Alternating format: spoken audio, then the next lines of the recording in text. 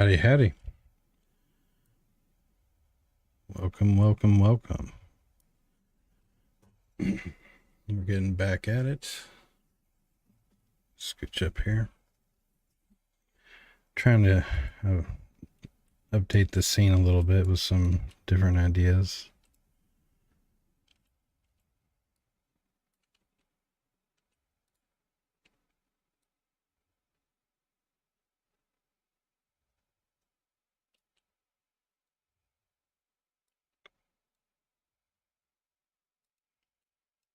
That looks pretty good. Except for there.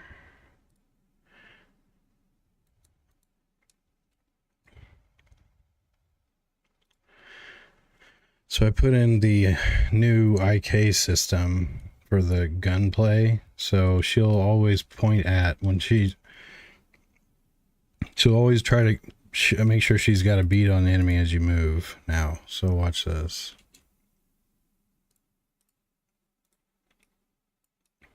Let me get out of the wall here. So see, she keeps she's always got a bead on them, and she goes through just 6 different poses and then IKs to the target.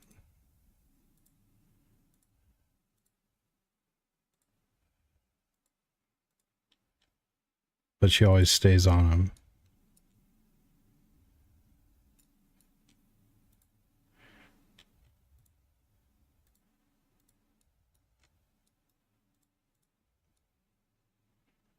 Did I locked?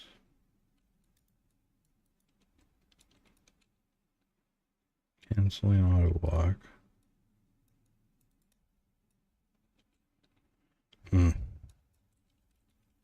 Did something here. Oh, maybe I know what's going on. The new fern, or is it getting in the way of the pathfinding?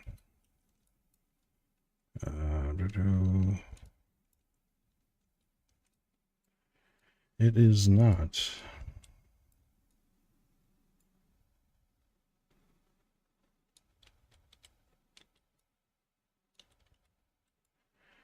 All right, so what was that?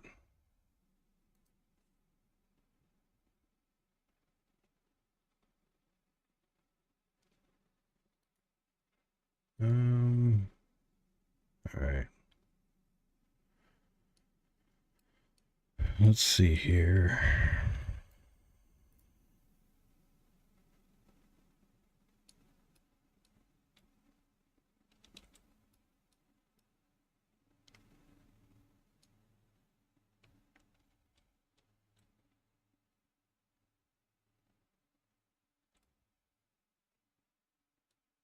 Try walking that spot real quick. I'm still able to move.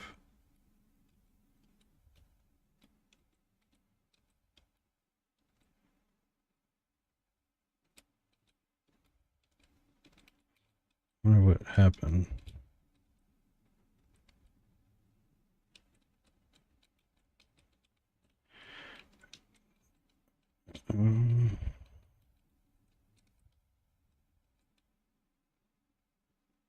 I gotta make it to where if you get out of range or combat, you stop aiming at the target. So right now it's gonna be endless aiming at the target. Trying to make it get locked up again.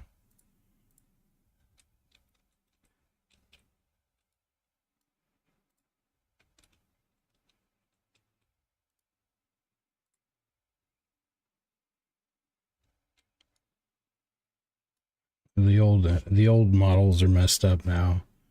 I got to convert them to the new models, which I'm about to do actually.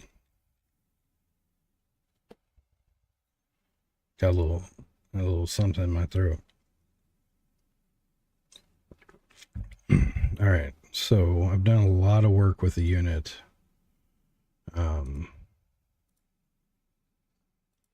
I think I want to fix one more animation. So we're going to update an animation for whenever she's cockeyed back like this, and make it to where it doesn't conflict with the backpack as much. So what I'm going to do is basically get her to that position. So we got her. The elbow is just flying back there. What I'm going to probably do is straighten out the arm for this pose, and that way the backpack and the arm will conflict less. So we're going to do that in the animation window right here. I've got the unit selected, so the unit's animated, or unit is active. We look at the animator, we can see which state it is. So it's standing back, MP40 standing back. So if we click on this guy, standing back. So it's still part of the FBX file. So we can't edit this animation at all. So what I'm going to do is duplicate it. Now it's not part of the FBX file. And then I'm going to go back to the animator on the character and swap out art for the read only. So now this animation, if we go back to the animation window and we look, is no longer read only. Standing back is editable. So what we're going to do is adjust the bones to where this looks a little better in the back, like her elbow isn't so far back. So most likely I want to adjust the shoulder in and out, or twist. So it would be, this would be the right shoulder. So right shoulder, up, down, front, back. So I'd probably front, back. Oops. Let me go to preview mode. So that was I'm going to undo what I did, but in preview mode, I'm going to adjust it.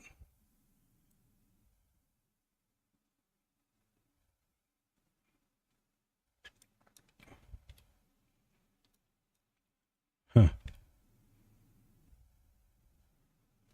That helped it a lot, and it kind of looks cooler, or does that not look natural?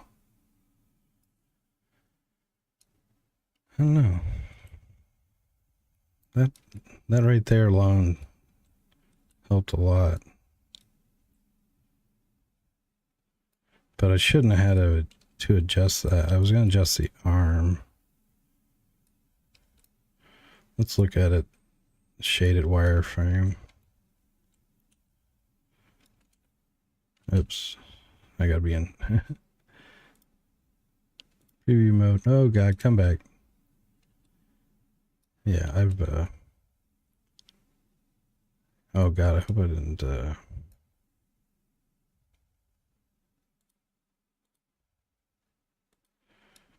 what is going, oh. So I'm previewing that. It should be back. There we go. All right, no cause for alarm. All right, now do I keep this the way it is? Yeah, this one's not bad at all. So it's but that's at this position. So if I go here,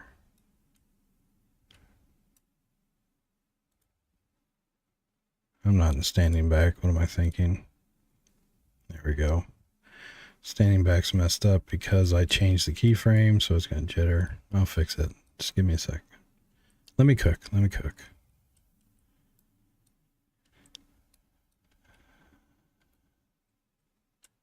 Is the torso twist all it needed? I may bring it back. Let me get that the right shoulder or right arm moved a bit. So right forearm up and down, maybe.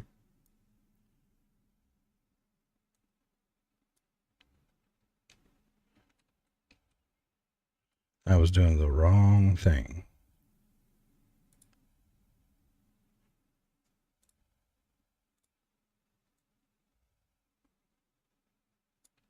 Nope, not that.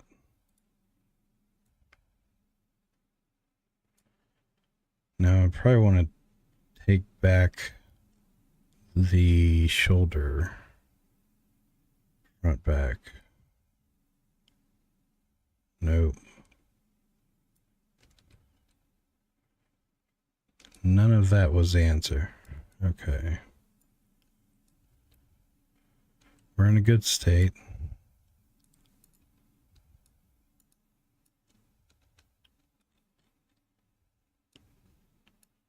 So they look weird, like it's like she's leaning into the air.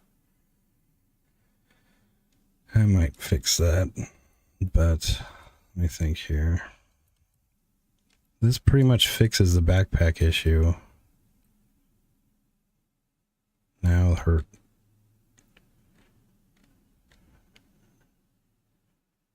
I need to get that tilt.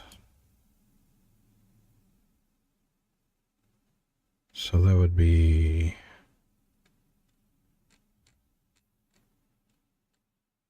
spine.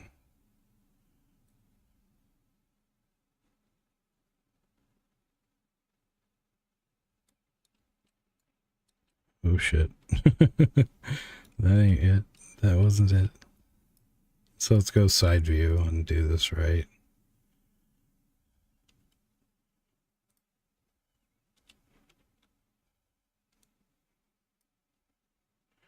So I want that right there. She looks a little more, maybe.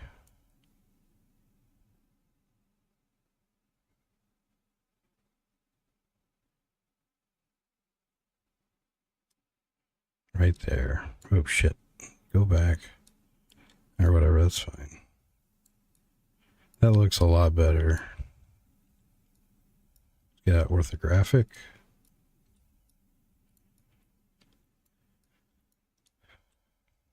Backpack isn't colliding with the arm. It looks believable. Looks kind of cool, actually.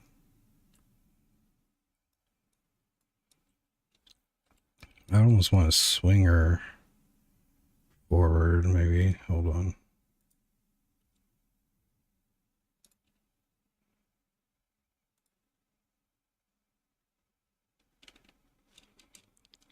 Oh, damn it. Come on.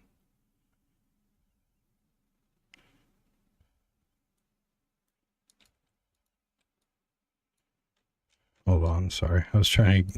It just looks so cool with the shaded wireframe.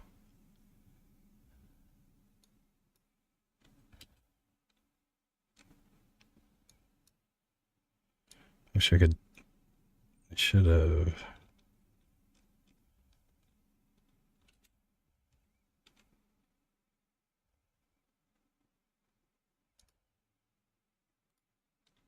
There we go.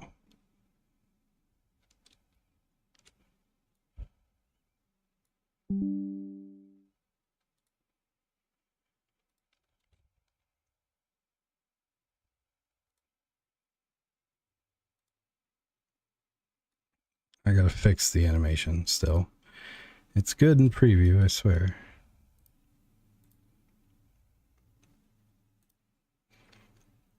Okay, let me get this fixed. So I have affected the spine. I'm just going to take the whole front row. So we are doing everything.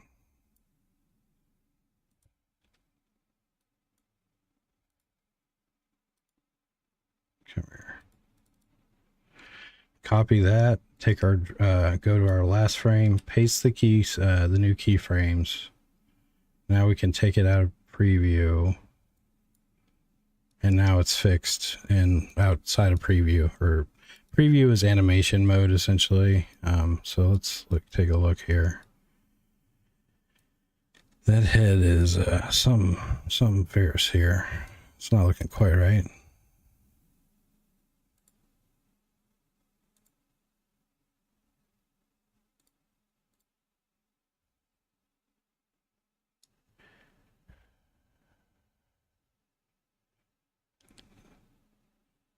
Not quite there.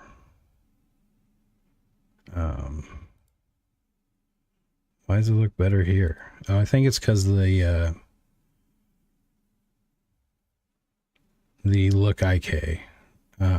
So we're doing the aim IK and a look IK.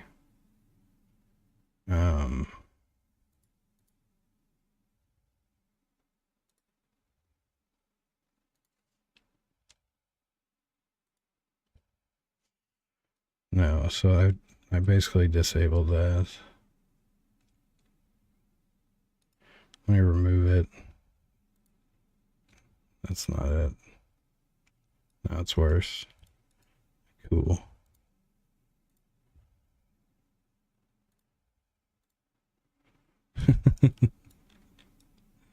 Oh dear. Oh dear. Let's think here.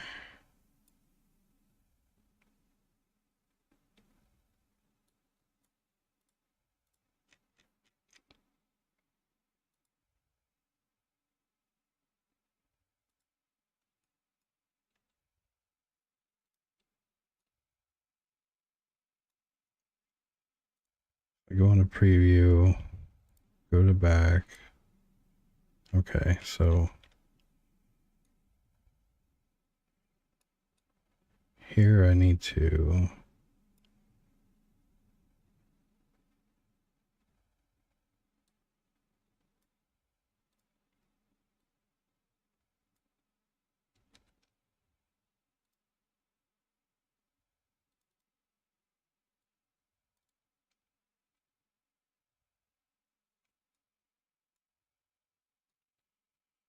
why is the head like that?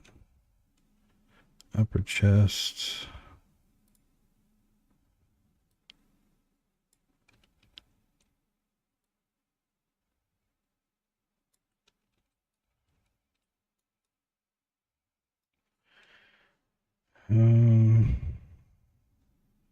Let's try to do this outside of play mode real quick.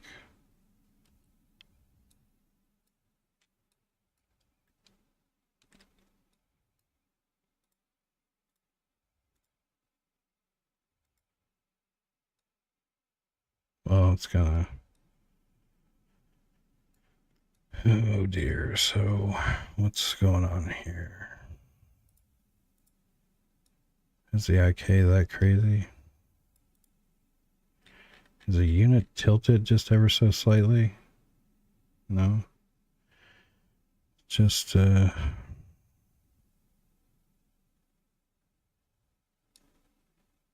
gonna IK the feed, I believe. But for now, until I get this figured out. So this is what it looks like with no inverse kinematics, or however you want to say it.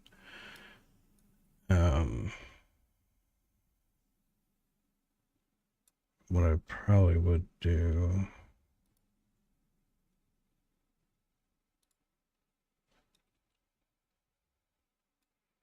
I want to fix this one anyways. The shoulder. So this is the right shoulder. Both shoulders just got to come out. Look at the arms. Just right in the crotch.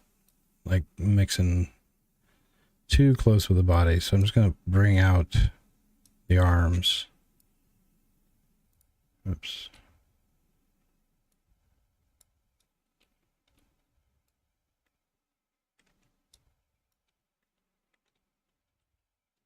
There we go. So left shoulder back. Of course, this is read only. Wouldn't you know? Wouldn't you know?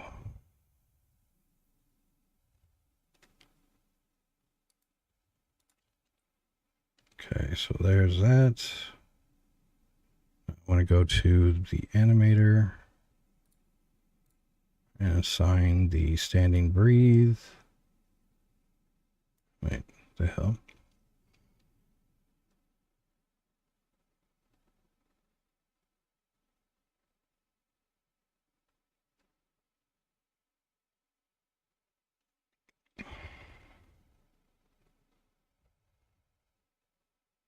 Let me check the animator. So we go back here. Oh, this is it. Standing breathe right there.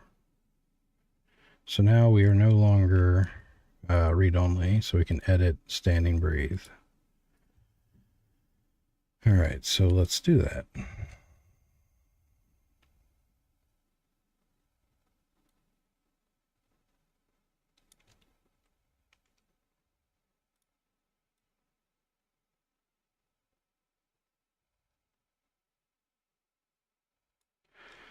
So standing breathe, unfortunately, is a more complicated animation.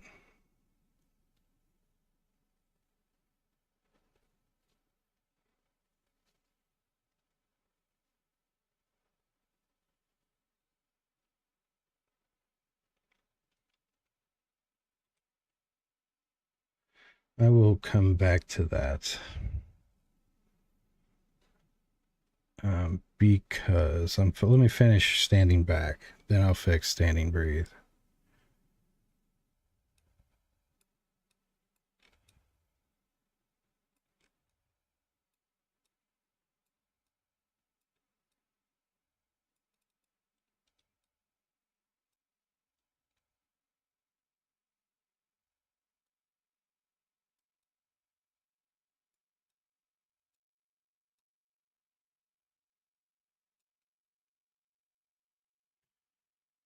Man, I just don't want the...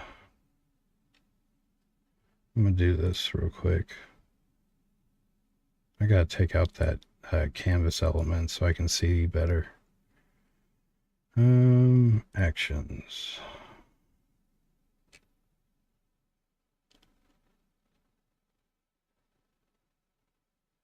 No, is it the action bar? Are these windows by chance? No, bunch of shit. Just a bunch of shit. The game's probably gonna throw a bitch fit if I...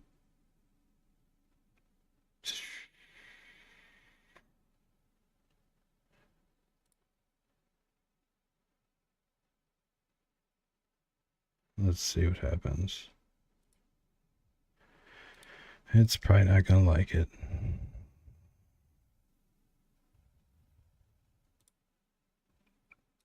No errors. Okay, we'll go live with that. All right, sweet. So, anyways, this pose, which is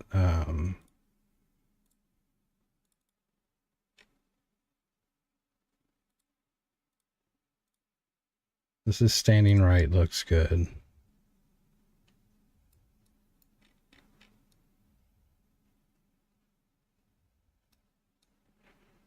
I could stand to swing out the elbow some, but nah,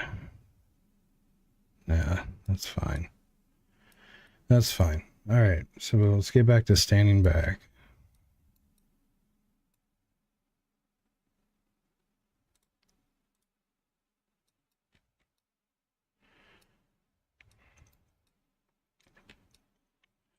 Looks pretty decent there, but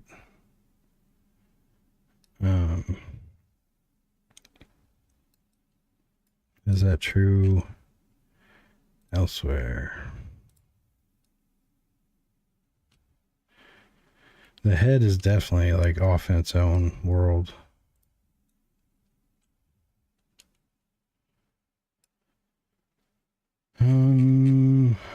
Look, okay. Aim target. Is that really what that where's that? That's impossible.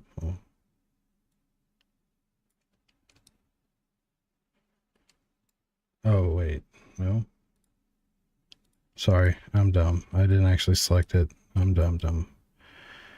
Okay.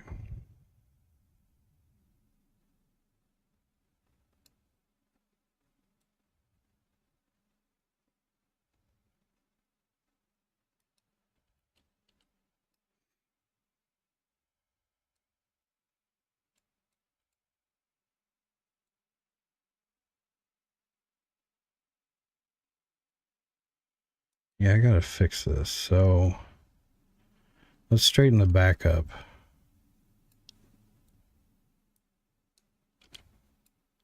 All right, that looks like the worst case scenario.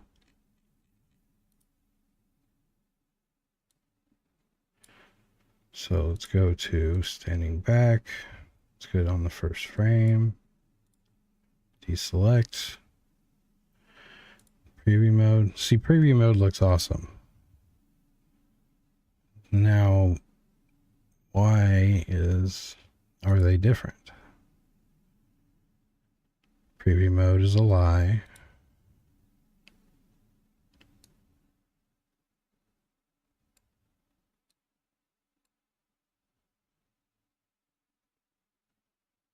How about this? If I select all keyframes because they're the same on each side and adjust it then,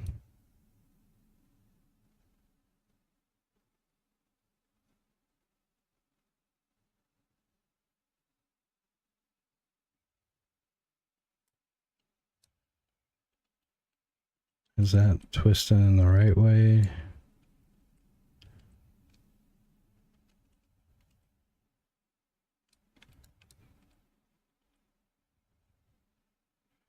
I need to straighten or bring the back spine over. Let's do that first. All right.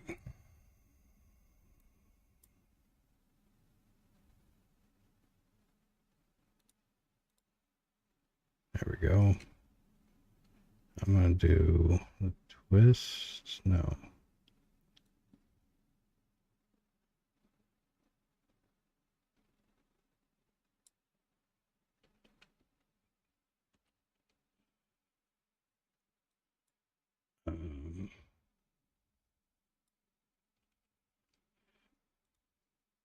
Doing this in preview mode is better, but I just feel like preview mode is lying to me. Why aren't the constraints showing?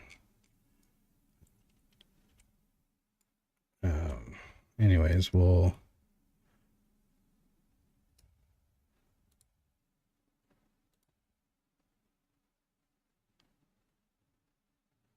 going to straighten up the spine. And so we're going to untwist it.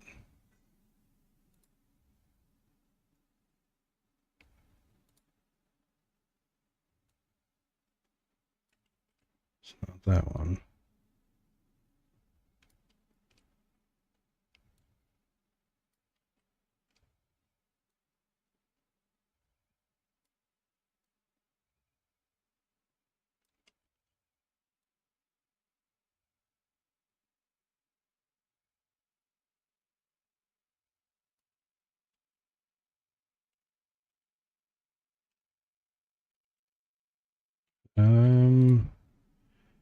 Which one of those helped the most? Not you. Wrong animation. Preview.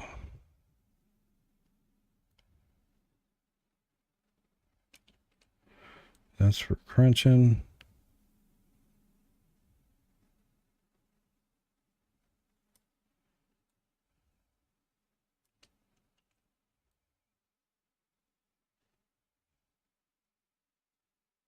And how can I, which bone is it? One of these bones.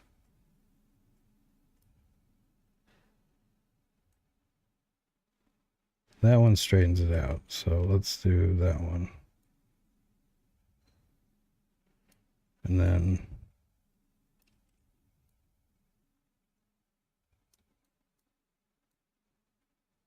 yeah, it's all kinds of no.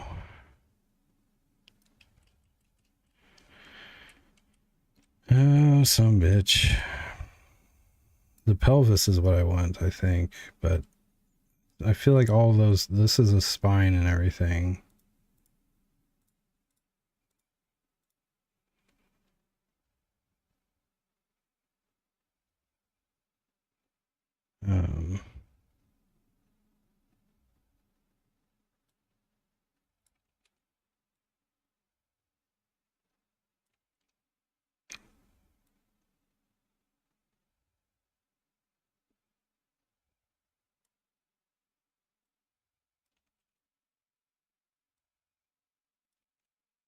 Still moving the legs. Like, the upper spine bones shouldn't move the legs.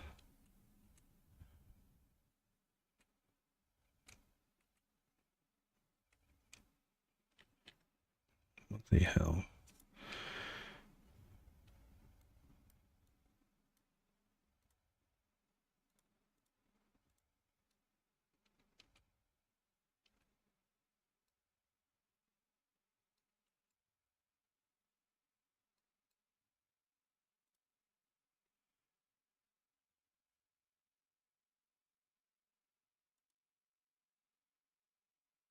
You gotta rotate the head for sure. Where's that? Jaw, head tilts. Here we go.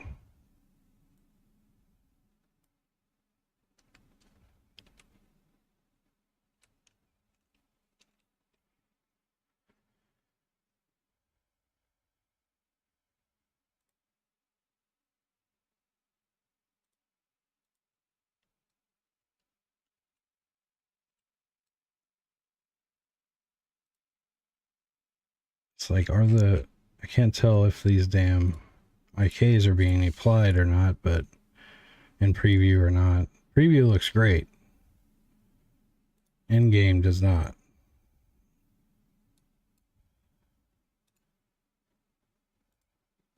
Removing the component makes it worse, but it makes it similar to, sorry,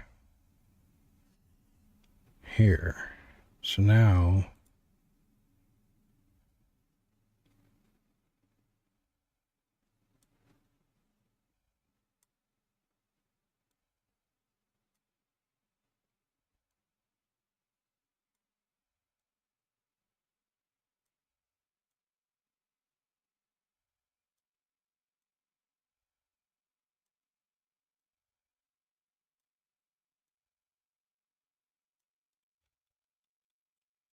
okay, that looks not quite it, but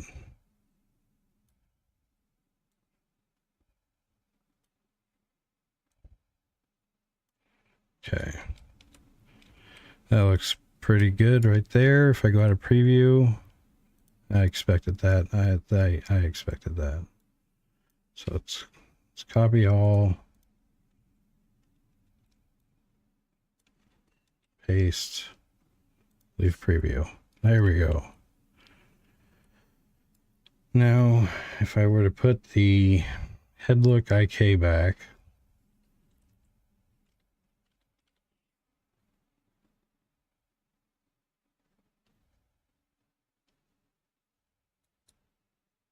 so we edited the animation, it looks good.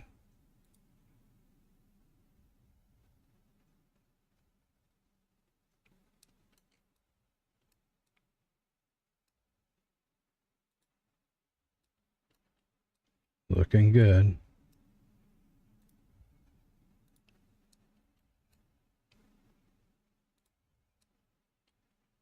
Looks good. And this is with the head look.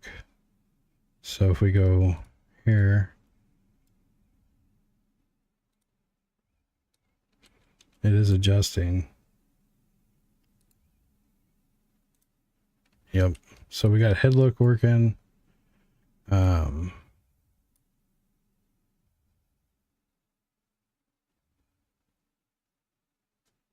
So let's play that one more time.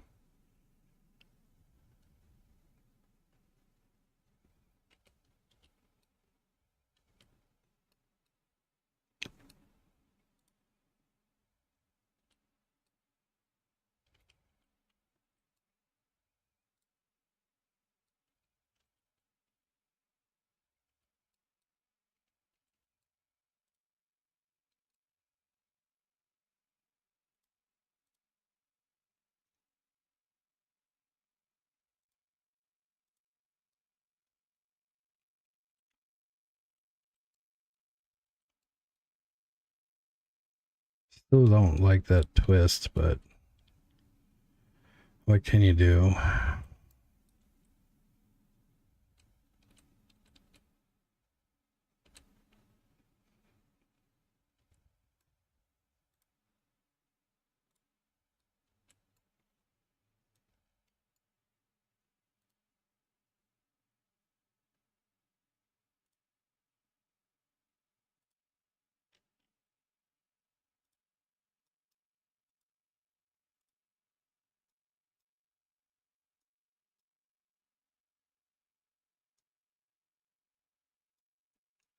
I'm going to actually make the accuracy based off pose. So you can do a back shot when you're facing forward like this, but you'll take like a 5% penalty or something.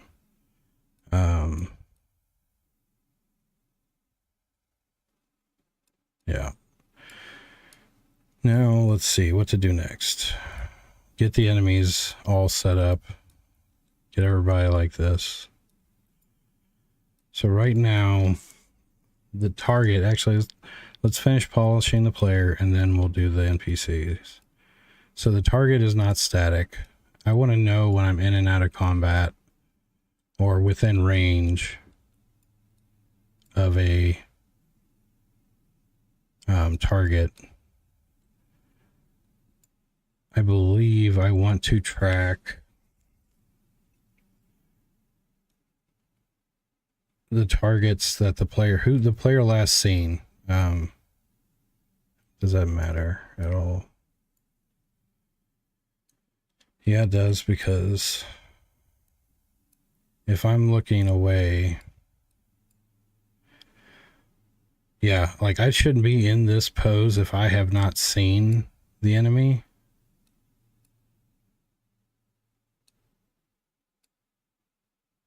So not in this pose when I'm within range of shooting, and when I haven't seen, unless I've seen someone.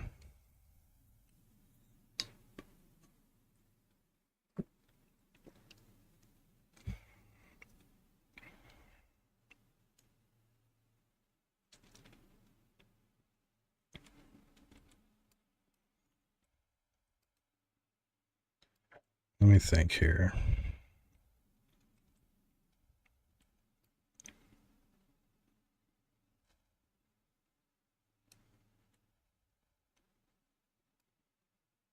What is the best, simplest way to track this? Range check, then if within range, vision, can I see them, check. And then if I can, go into this mode.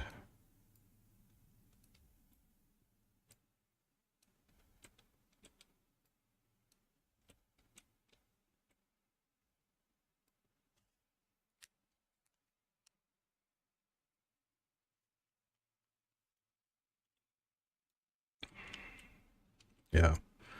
Okay.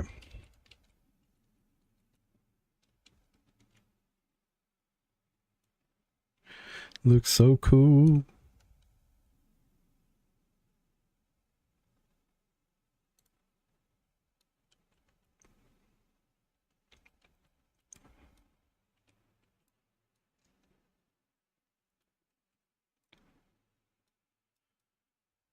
All right. I got this. You got this.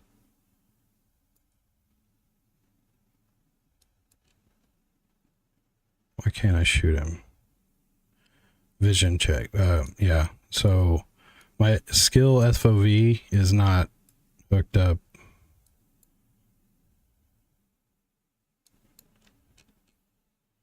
Speaking of that, okay, let's see how this works with the Fog of War. We're going to turn the Fog of War real dark.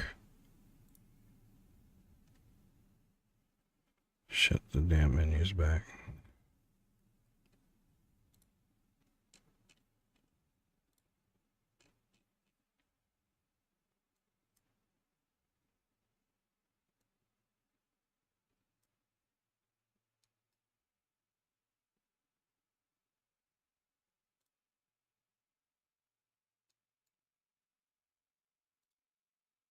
Yeah, so the Fog of War is honoring the direction I'm facing, not my head. So I need the revealer on the unit to exist on a head.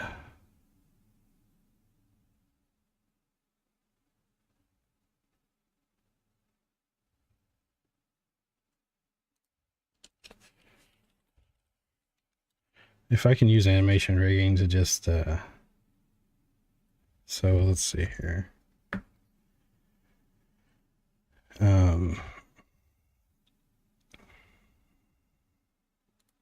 The revealer, constrained object. Okay, wait. The revealer would need to be on an object. I just don't want to put stuff down on the rig.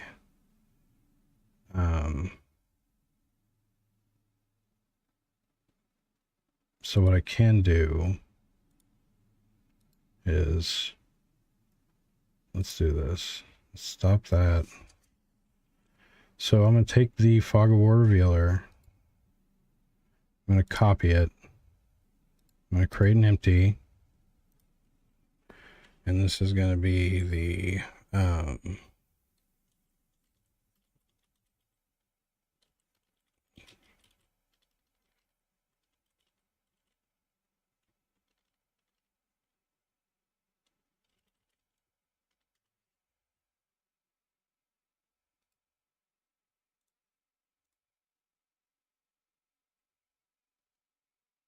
all right, so now it's down here.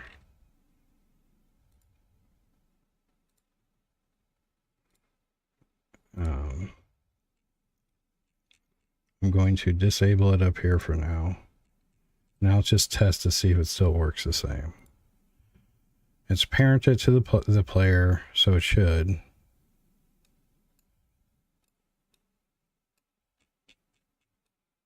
Yep, so it's working. All right, so that means I can parent it to the head bone. But to keep it from being in the head bone, I'm hoping I can use the animation rigging package to parent it. So constrained object, source objects.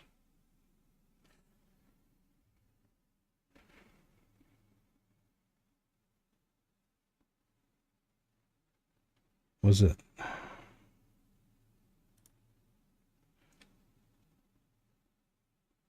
Multi-parent constraint.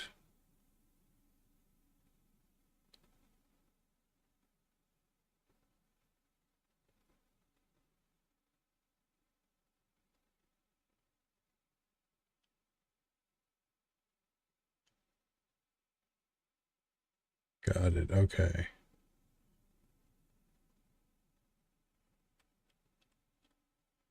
The constrained thing is, this is right. I got it right. And the source objects are going to be, yeah. Okay, so I'm going to put that there. I'm going to go down into the rig of the character and find the bone that I want, which I think head is it. So I want head as a source object with a weight of 1. So now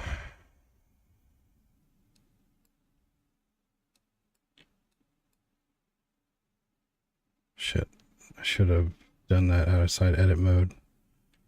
Let me test it though. So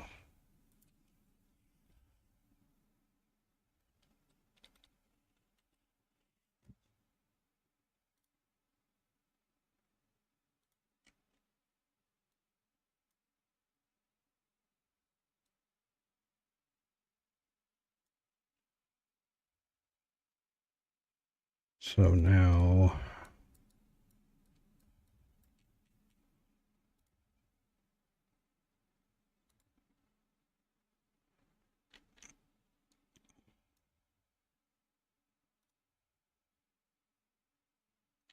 is it working? I don't think it is.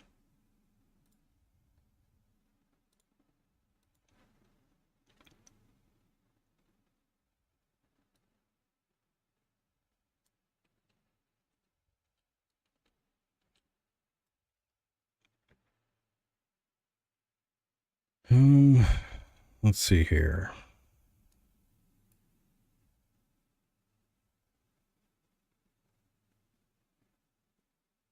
even if I parent it, which it's not.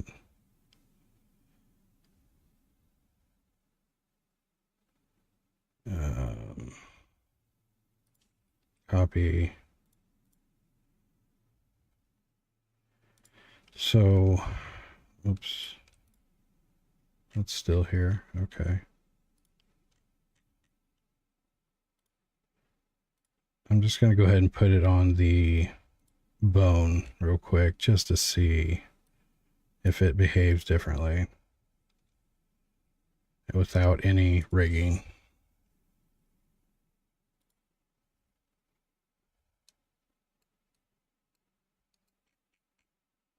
Keep forgetting. Okay, hold on. I'm changing this real quick.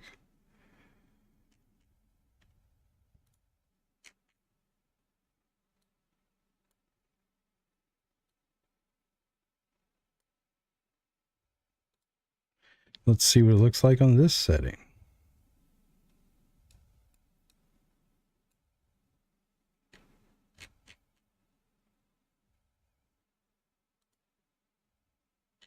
It's working.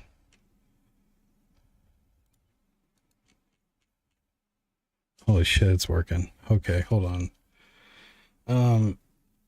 Yeah, badass. All right, hold on just a second. All right.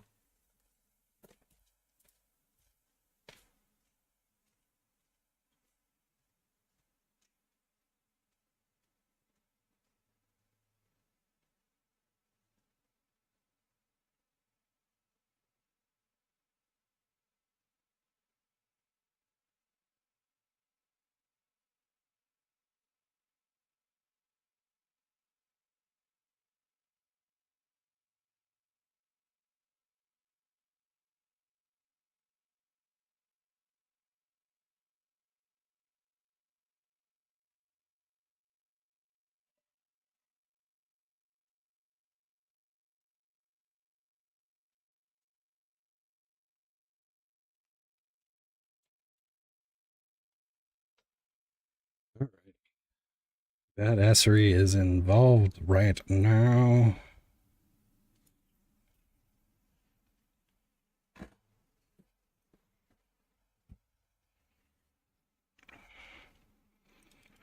Okay. See, the fog of war is staying focused on the target. So what I'm gonna make it, there's an aim button. You can press aim and your character will look at the mouse cursor. Or the nearest enemy. Nearest enemy until you move your mouse cursor.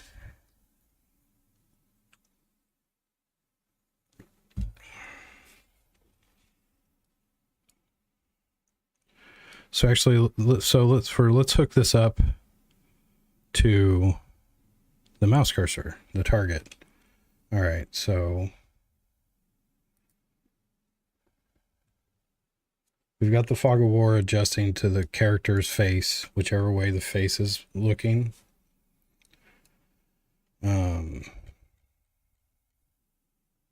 Next, what's up, Shogun? How's it going, man? Let me show you some awesomeness.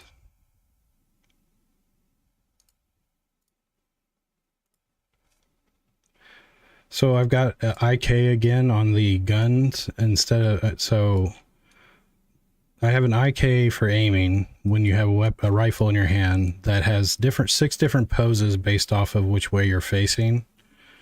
So watch this, like I've come back and I'm facing this way, but I'm aiming backwards. And I'm over here, I'm aiming forward, but I'm facing this way. Technically I'm facing this way, but I'm aiming at my target. Now I'm facing forward and aiming at my target. Now I'm, facing right and aiming at my target.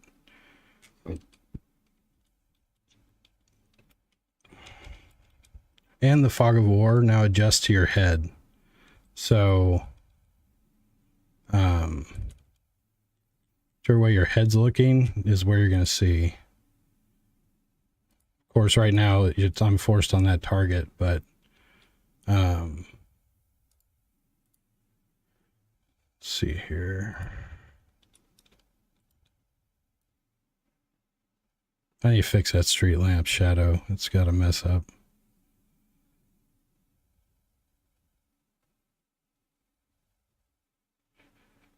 So you're going to be able to look around now from your position before you take action. Well,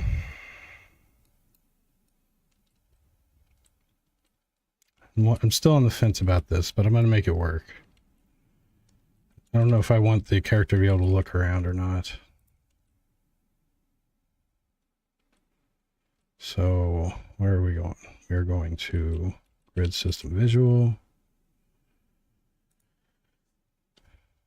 Now the target, so we need a transform.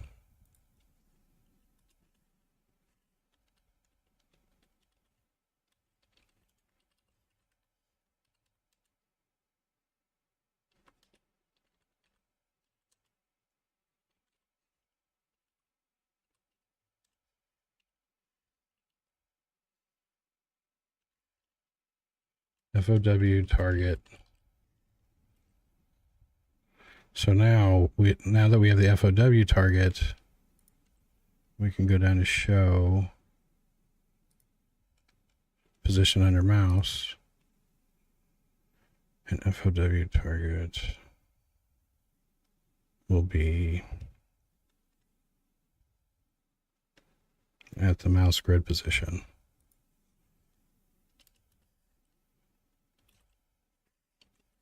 Position. Do I want this all the time? Wait. Shit, I need this as a transform. Whoopsie daisy.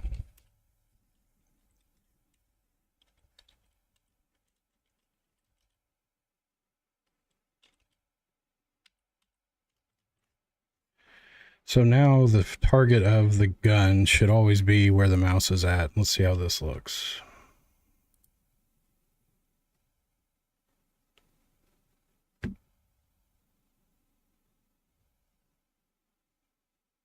Hey, Code and Gate. How you doing today, man? I'm doing good. Slinging some code. All right. This is going to work perfectly.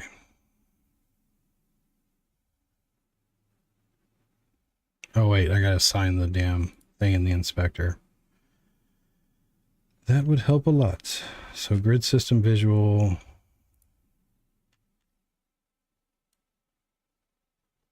FOE target is that. Hit play.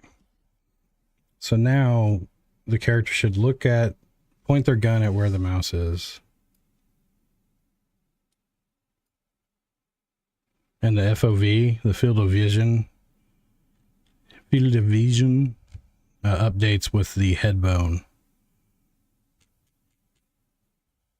That looks so badass.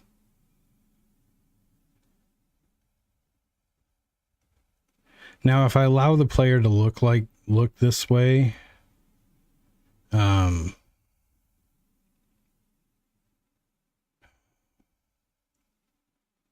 obviously get basically 360 of situational awareness, which kind of, my game is a turn-based, hold on just a second, I'll give you a rundown. Turn-based survival, like extraction shooter, where you have a home base you go back to, and you fix it up and get it running again and try to survive as long as you can. This whole aiming thing right now is what I'm working on. But let me show you kind of the loop.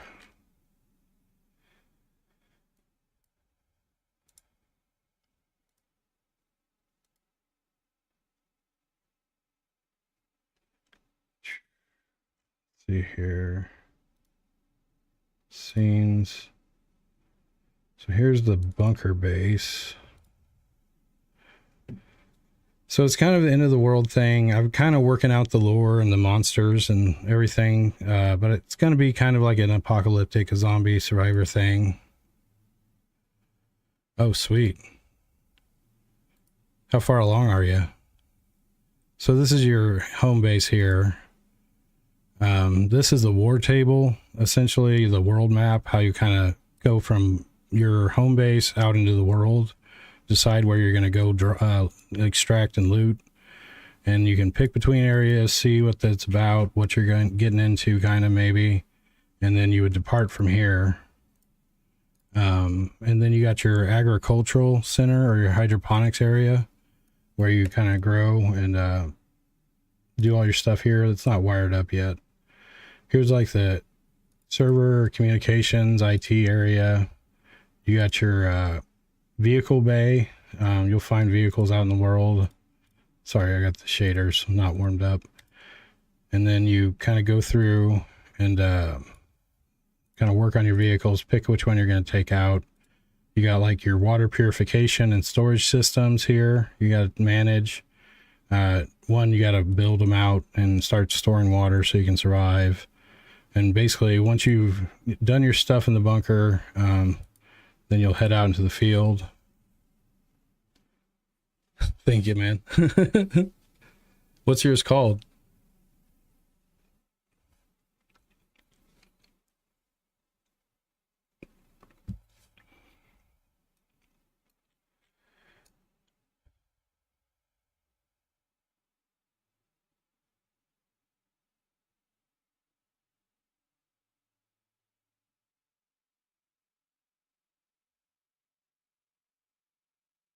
Yeah.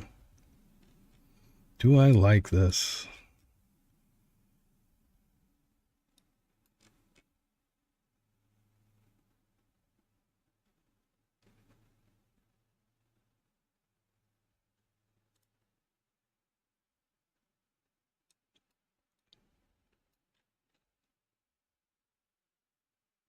It's pointing at the tile right now because I haven't offset the target yet. So let me do that.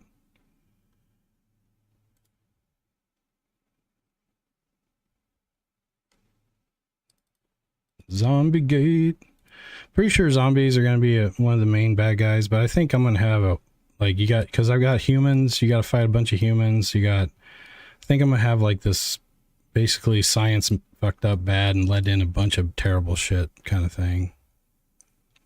I'm a single developer, so I'm using, I bought out a ton of assets. I'm not the greatest 3D modeler.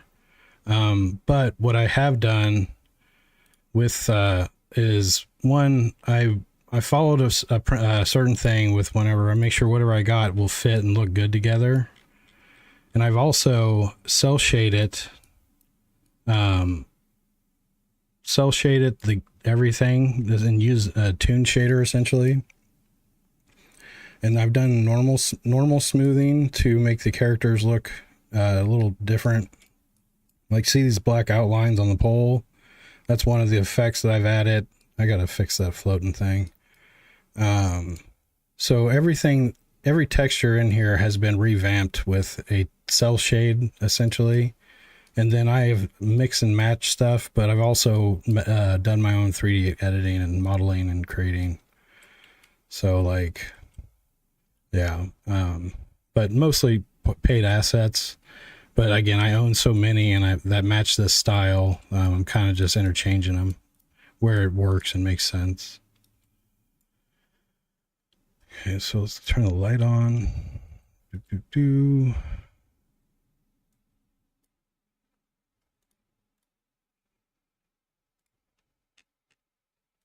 Switcher.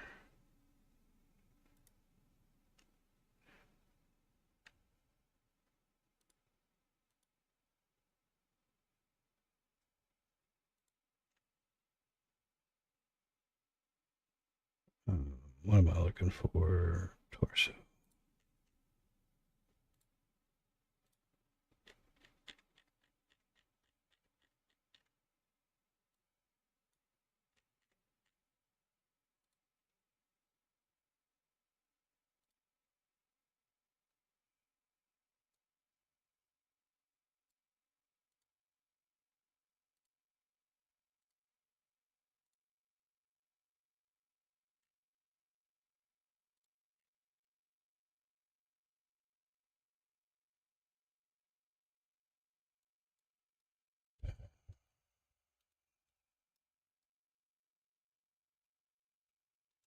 Yeah, like this pipe here. If you see this pipe here, one of the other tricks that I've done to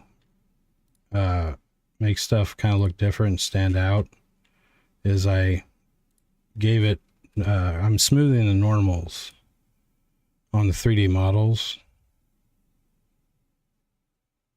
So see how blocky that looks right now? It's real blocky looking. So you, through smoothing of the normals, what did I have that at? I can accomplish a smoothed out model look, right? You don't see every single hard edge and whatnot. So yeah, I do use assets. I'm not a great 3D modeler, but I am doing a lot of post-processing effects, shader effects, different tricks like that, normal smoothing and stuff to make everything look unique, even if it is an asset. And then I'm also usually I'm retexturing here and there. So, all right, so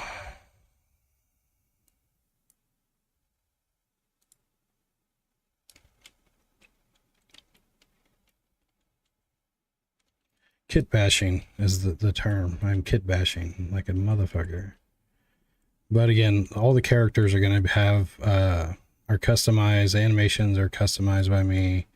I'm switching to my new character models. This is the new style versus, well, there's a story for that. But these kind of the older style here, whereas the newer ones are going to be slender and taller a little bit, I think. So that's what I'm working through right now, is adding the new models that aren't less chunky, and then animation rigging or inverse the gun pointing stuff, all that. Let me actually get back to that. All right, so if everything is good now, what I want to do,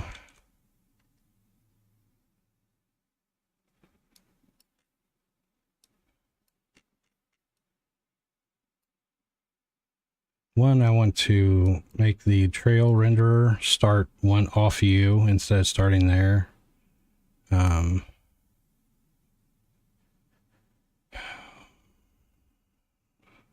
may tone down the trail renderer.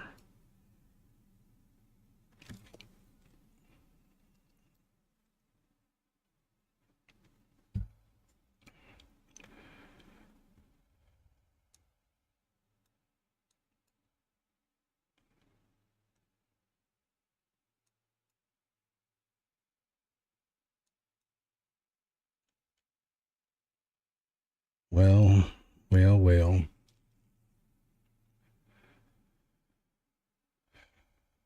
So I need to put the offset on the endpoint instead of having it point to the ground.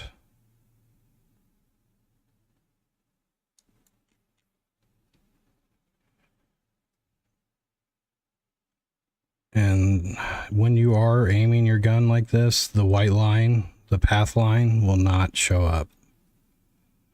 So I think I'm going to make aim be...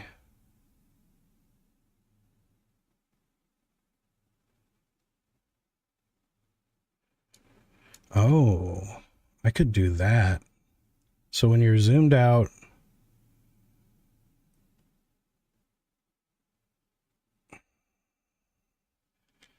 the players being able to look around them and see anywhere on their action, I think isn't something I want.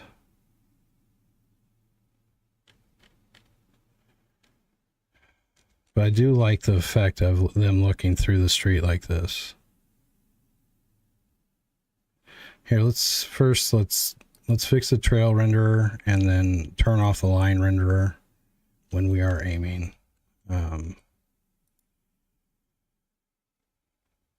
So let's go to unit action system, show mouse.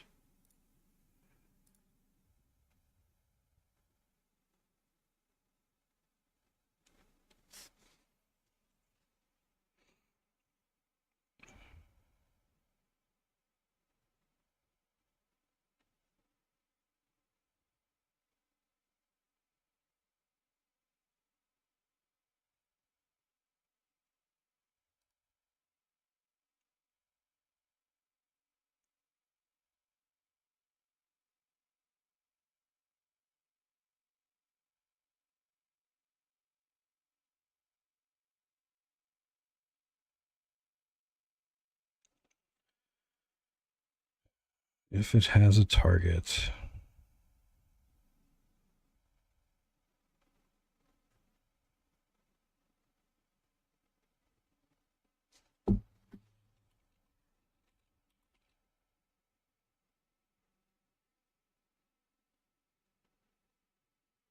Oh.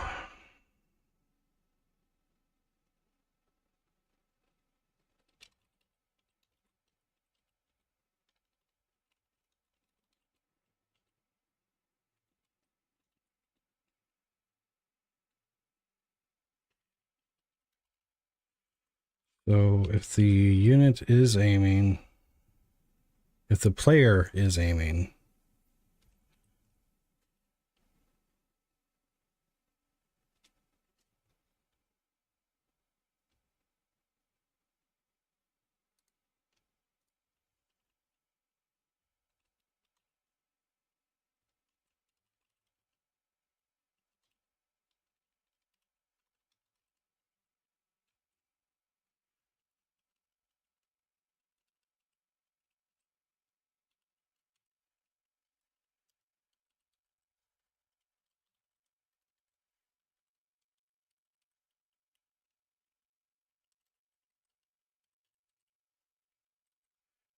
that's aiming.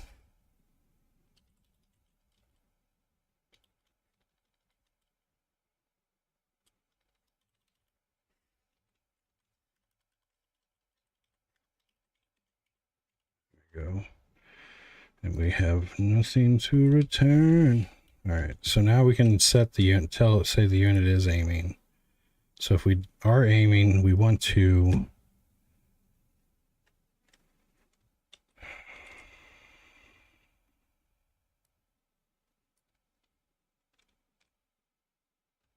show mouse grid position.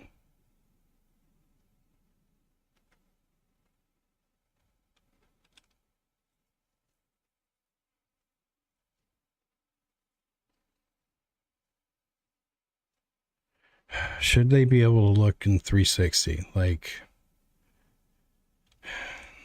why am if I'm not gonna, if I don't want this, why would I build this out? Let me think here.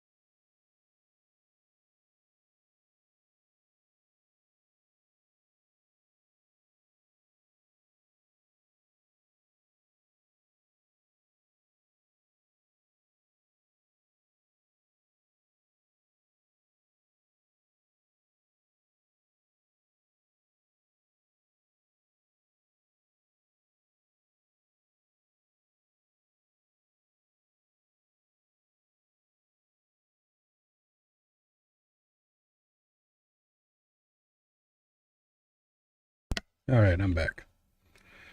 So we are aiming.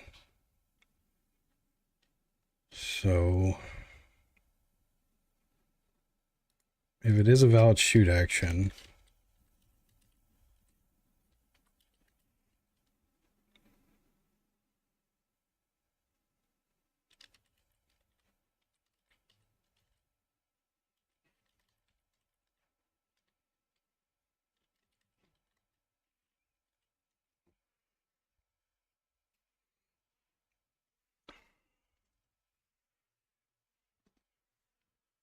now if it is also a valid sword action, we're going to cancel aiming.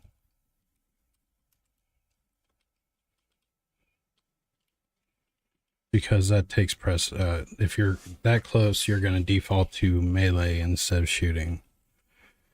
I think maybe for now, yes. Now if it's a valid interaction, then yeah, we want to do the same thing.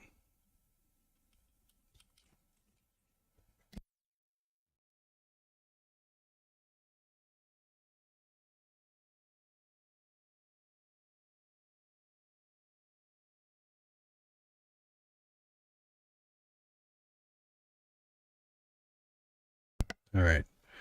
So just so it looks like everything else.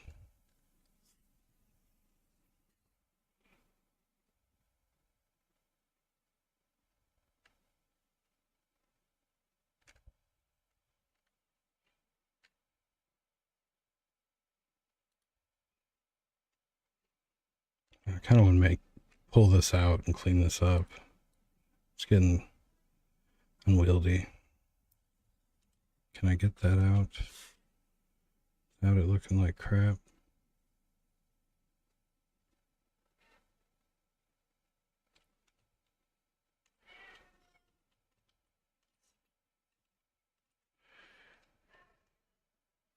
Here, this would be the auto action system where it decides the mouse where it is, the mouse is. It figures out, oh, I can shoot this target, or I can interact with it, or I can hit it. Then it will then switch it up to that. Since all this is, yeah, I can put it in its own method. It's fine. So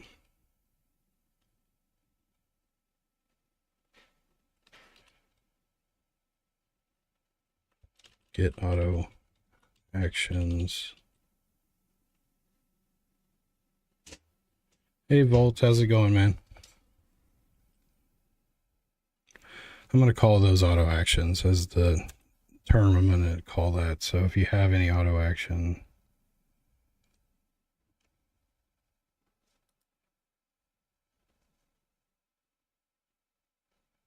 oh yeah, yeah, I'm almost ready. I've thought about using it a couple times so far, but haven't used it quite yet. I've been really focused on animation rigging and IK and stuff and combat,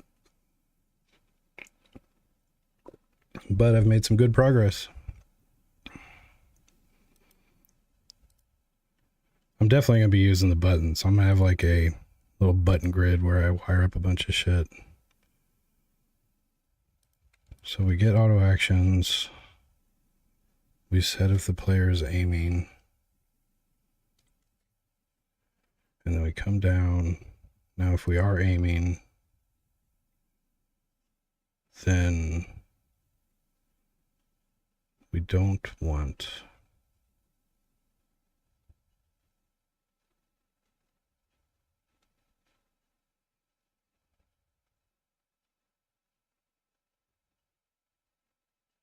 so move action is not equal to null. Come in here.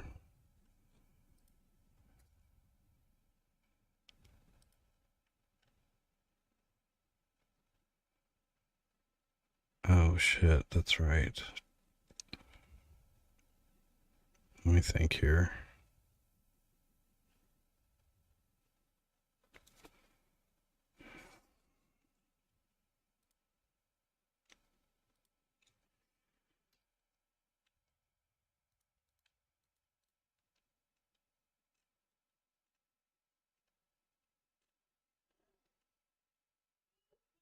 The shift key isn't pressed.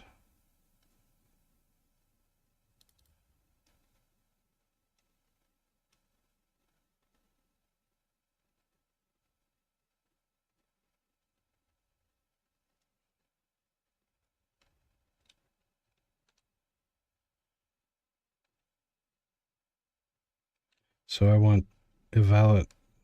Yeah, okay.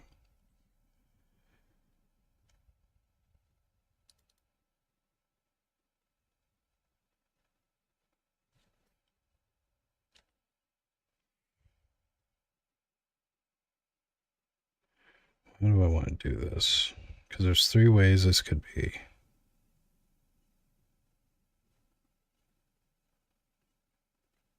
I want interaction to be blue.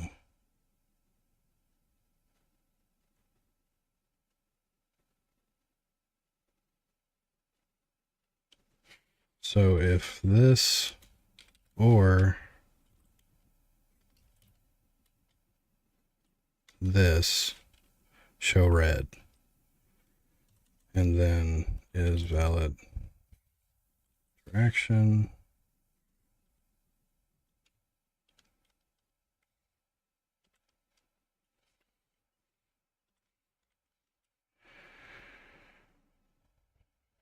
I should just make my own method, but oh well.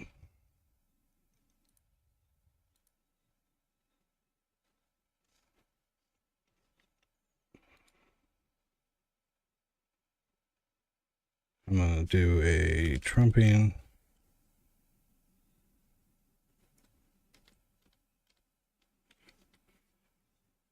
What do I want? The style. That's where I want to go. Show style. So we default the style to white. If it is a valid attack action, we go red. If is valid interaction,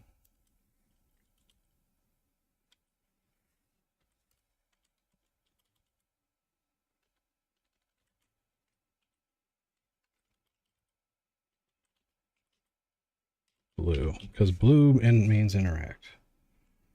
Okay, so now melee and shooting will go this way, and then interaction will go blue.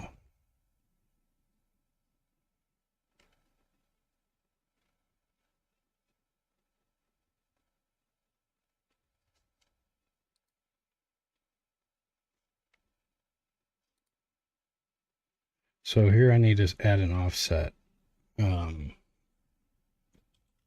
do 1.7F.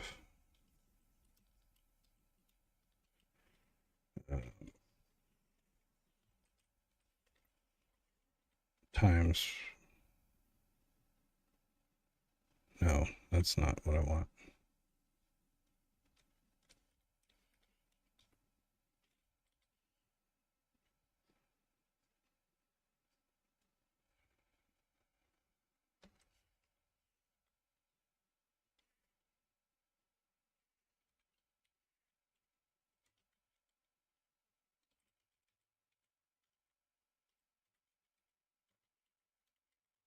I think this will work.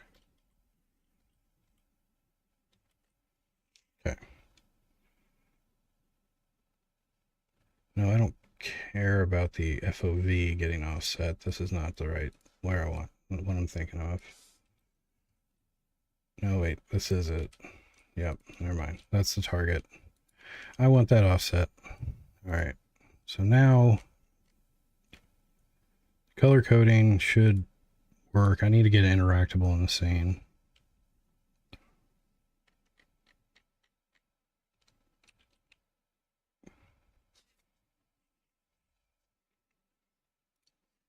And they should not.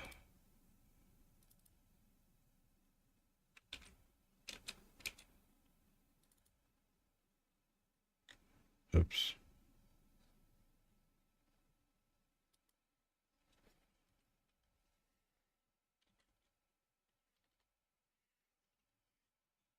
What the fuck?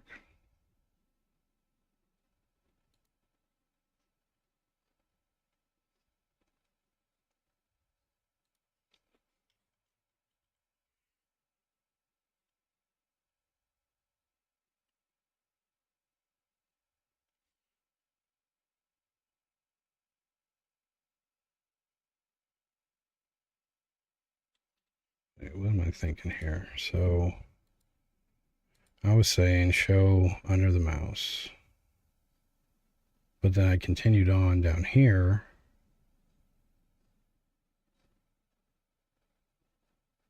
And I was overriding it, I think.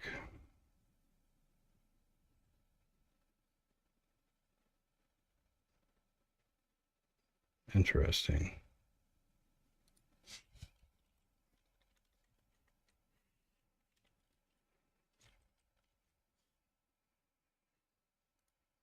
Didn't realize I wasn't exiting after that.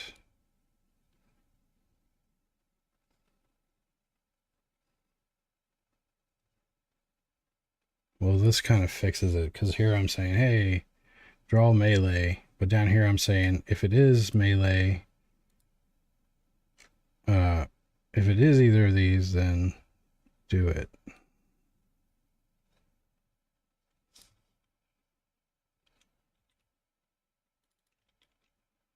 Yeah. So I don't need it up here. I'm going to comment it out for now, but I think this code is handled now thanks to that. Because they're both supposed to be red. So if the node is not walkable, we check these things. And then we don't continue on.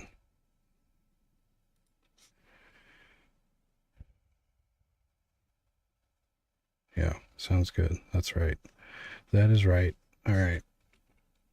When you're right, you're right. Walkable.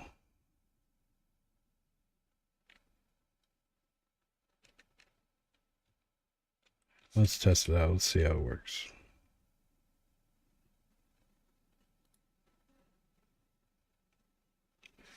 You reload that domain.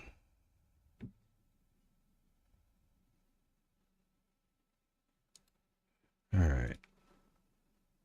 So, oh wow, 1.7 is too much. And I need a tween between the positions. Hold on a sec, I'm getting hollered for. I'll be right back.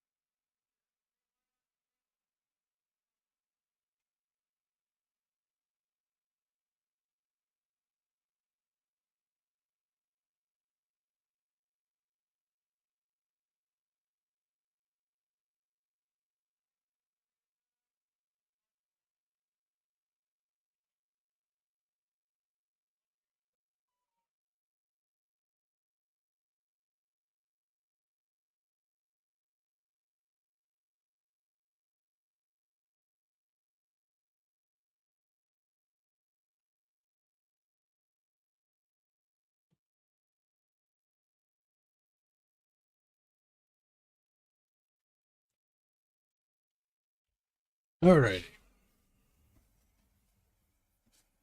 So 1.7 is too high of an offset. And the fact that the point that she's aiming at just jumps instantly, you get that jitter. And so I'm going to tween the FOV target.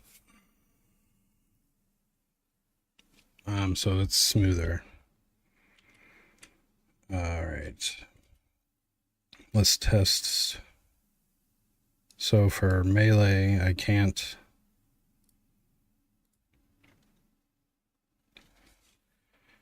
I think that's because I saw him now or something.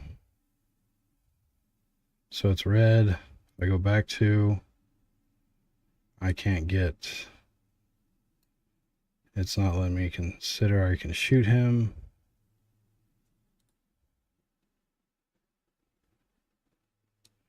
Oh, it's the FOV.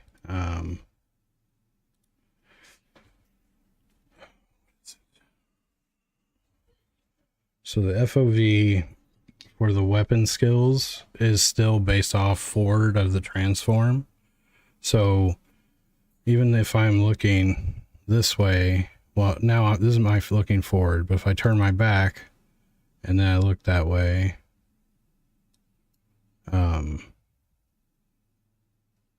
my forward's still this way.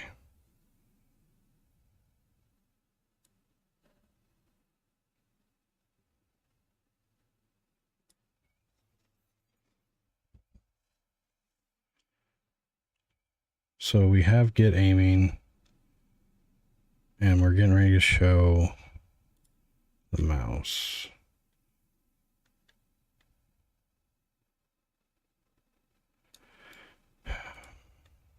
So technically this is on it's not on the update really.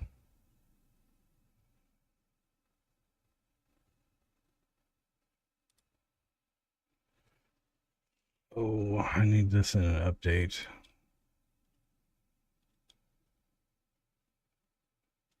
I don't want to do that though.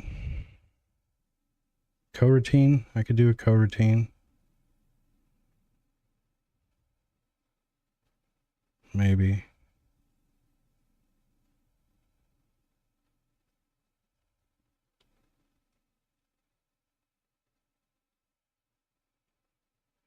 Oh.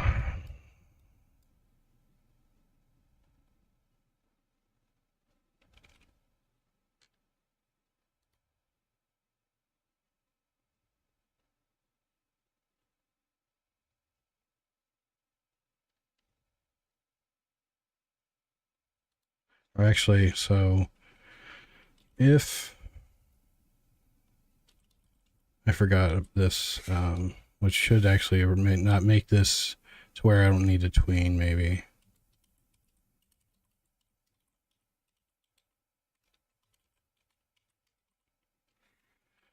So if he is aiming, update the fog of war target. Otherwise, don't. And this would only be true if we're mousing over them with a valid shoot. We can actually shoot them.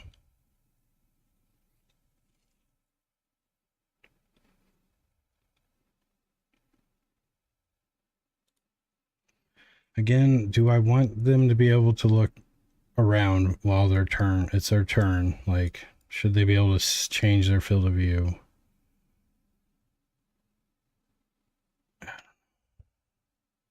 I'm gonna think about that, but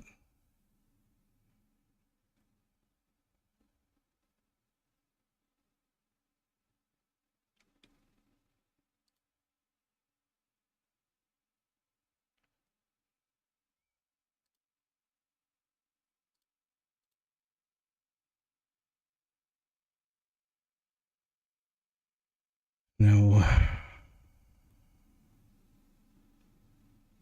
Wait. There's nothing saying.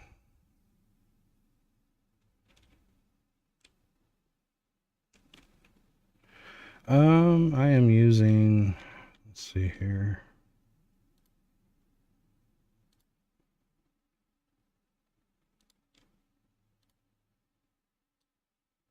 Oh, I got tone mapping turned off. Let's see what we got here. Ooh. ACES is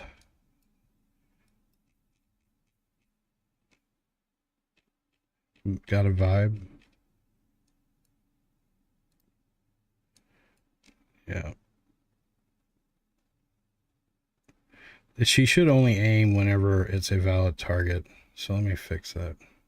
Oh, actually, let me play with this.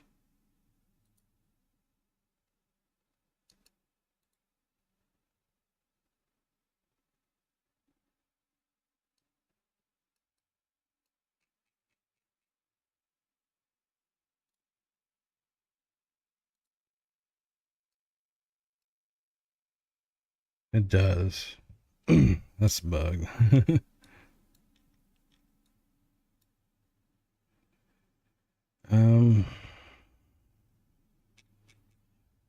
It darkens it up For sure.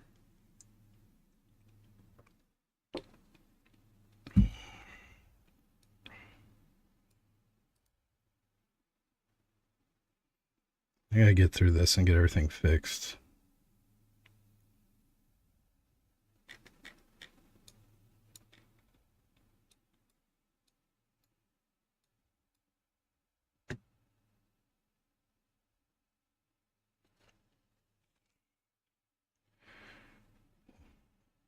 I guess aiming would allow you. So if I say you hold shift, now it goes into this aiming mode.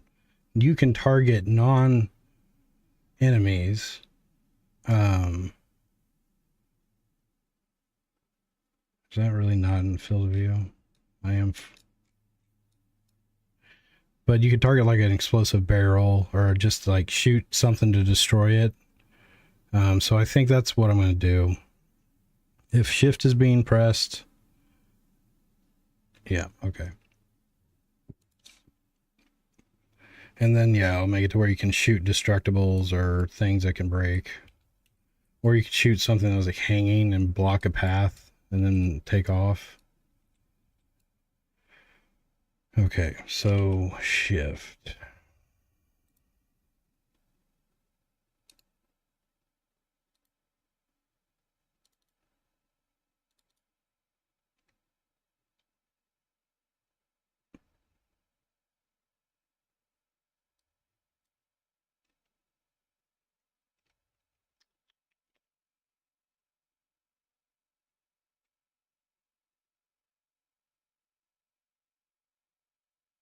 So I think I'm going to take this out for now.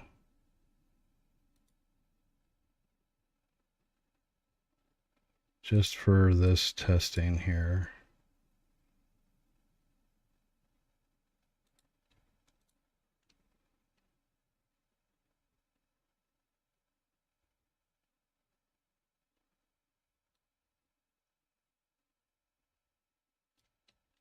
Or what I'm going to do is convert this to control.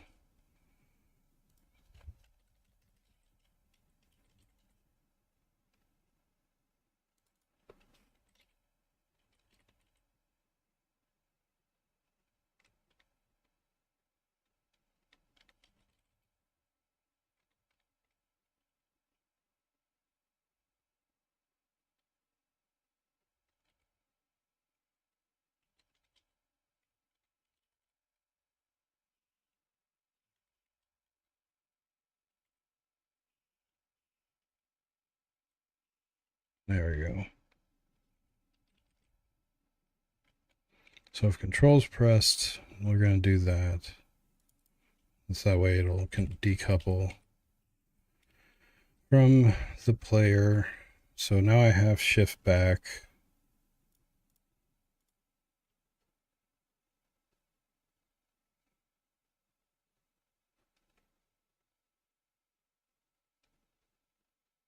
Handle.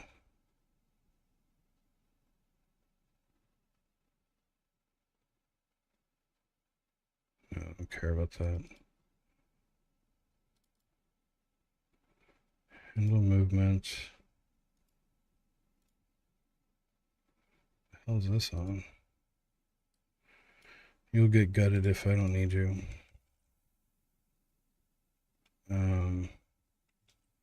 So now I have shift back.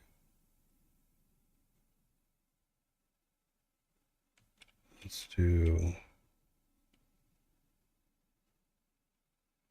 What do I want? What am I looking for? What am I thinking? Unit action system.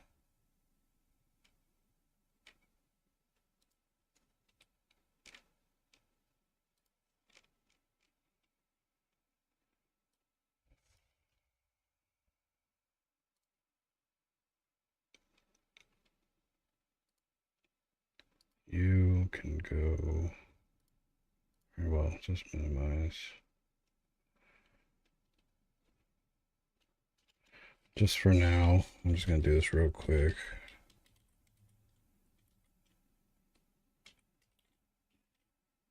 Oops.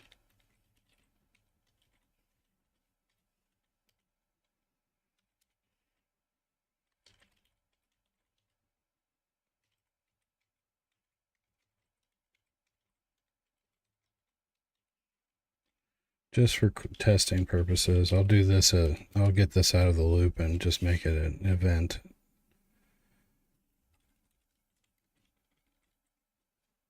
And then I go back to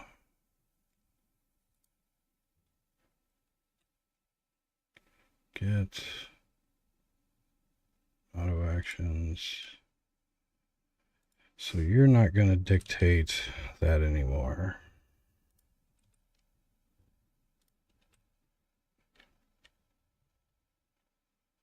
You will dictate if it's about shoot.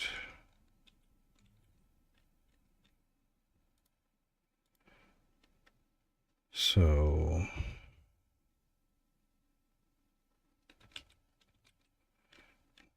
now we have the shift key is saying we're aiming, and that's how you're going to aim and shoot at any cell of the game. Instead of just an enemy, you can shoot any direction. You can shoot a window, shoot a box or a barrel.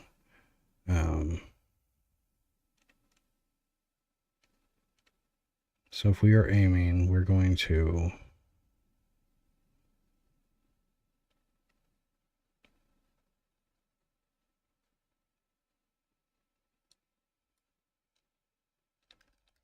think I don't want that there. So we're aiming.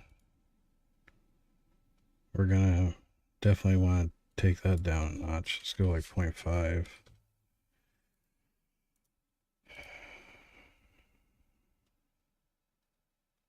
Yeah, that's all we need to do. This has got us set right here.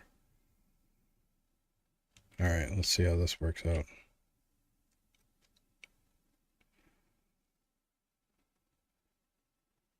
I don't know if I want AECS.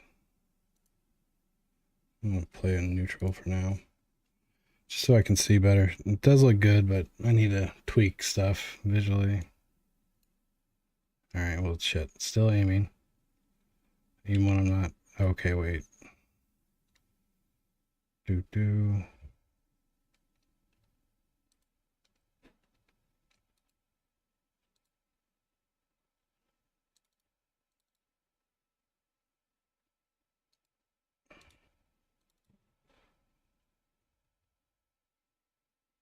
Shift. Oh, shit.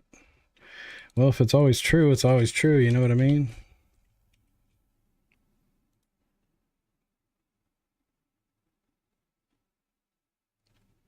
Yeah, okay. Yeah, that's true. Well, I also have to sync it up with my other volumes here because I toggle between volumes based off of certain events or areas or whatnot. So, but this would trump everyone. Yeah. Let me get through this and then I'll play with that a little bit. All right, what was I doing? Aiming false.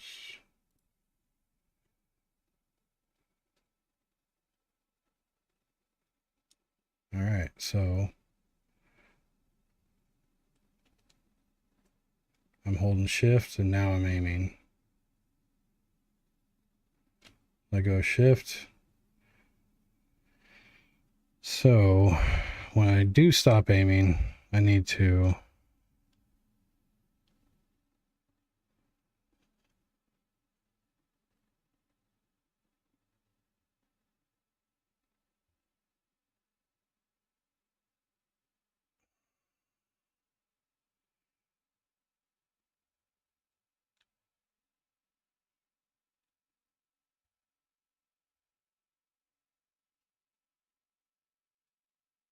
yeah, it actually it would honor it all throughout those right now. So if I don't ever override it, it's gonna go with that guy.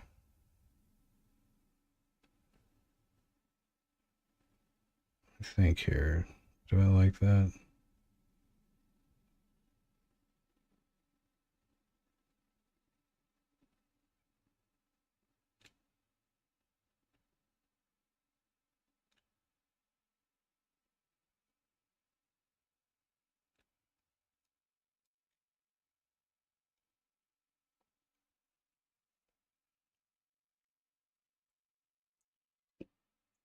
This cup is way too small. All right. I need to disable aiming whenever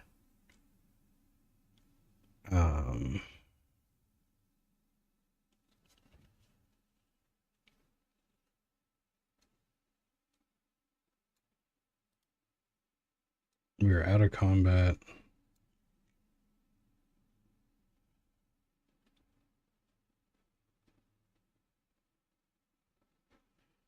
So I could do that a number of ways.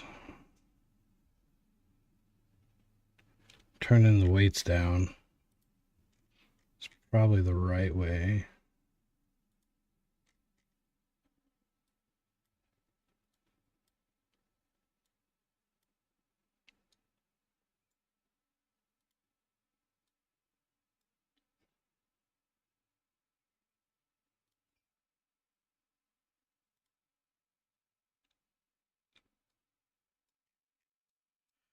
No, let me think.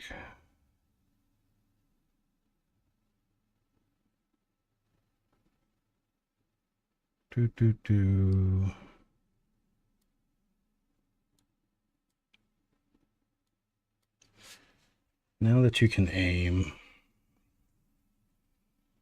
which gives the player 360 awareness around him, them.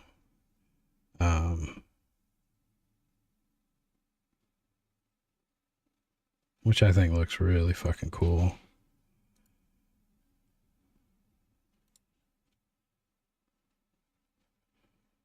Now the red line is actually meshes, so it's not a perfect line renderer or anything. Just a couple meshes. Yeah, move his stuff back downstairs.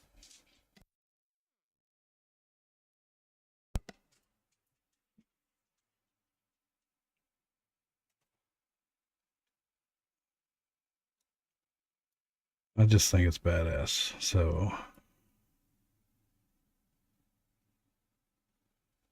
now the question is, should there be an aiming key, or should the character just always look at the mouse?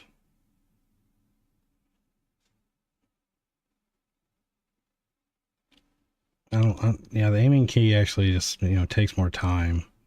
And what's the advantageous? Why do I need the key to tell myself to aim?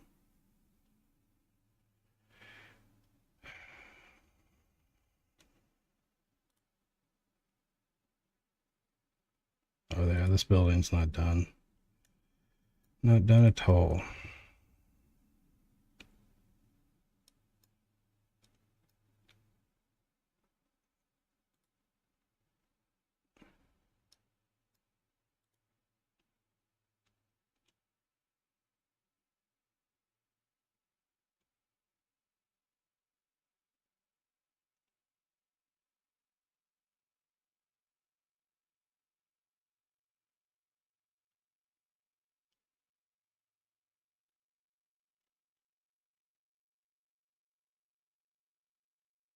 I got the transition from this one to this or this pose to this pose.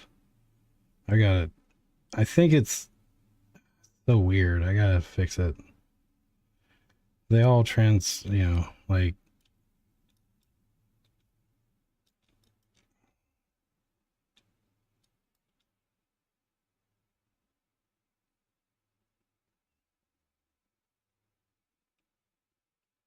I definitely got to tween the target and so it's not jumpy, and then fix that transition.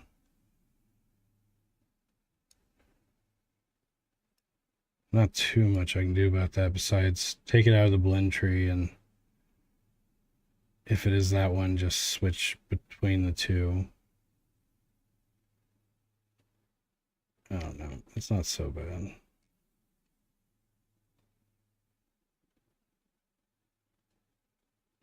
I need to make it not aim at the feet. So when I go through the character, it doesn't try to aim there. Should be boom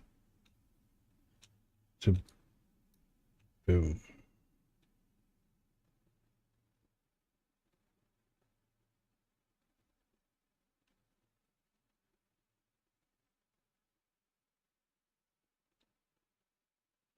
Tweening 0.5 is too low. I think for the target offset, it should be, we'll set it at 1. So let's tween the target value and let's fix the offset.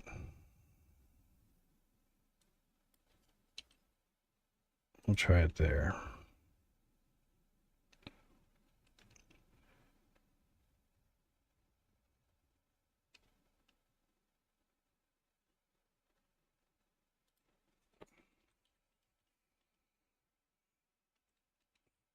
Vectors read.lerp.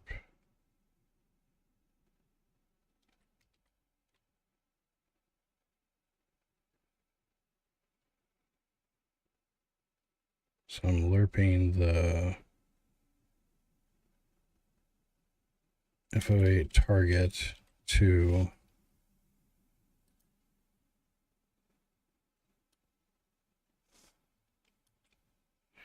again, this is going to be a coroutine, I think.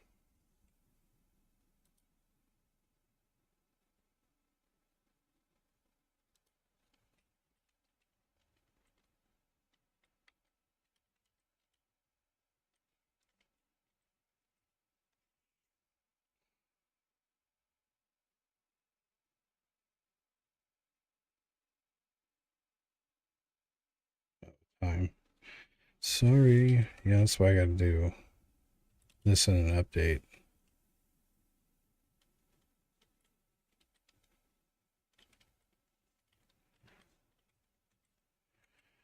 All right.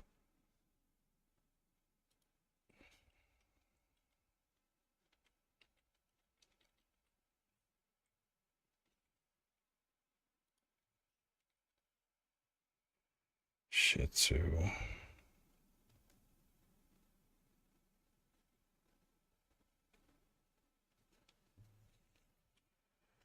Guess I'll move it to the damn, to that.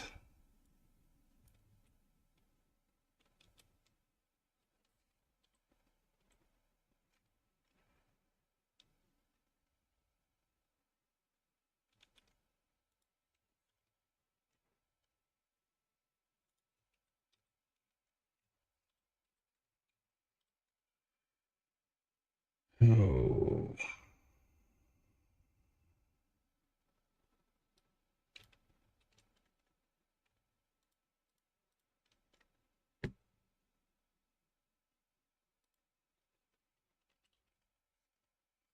Just for now.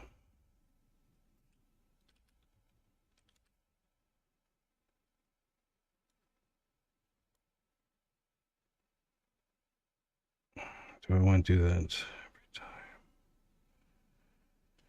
Gonna have to for now. Okay, I'll just do this. This is temporary.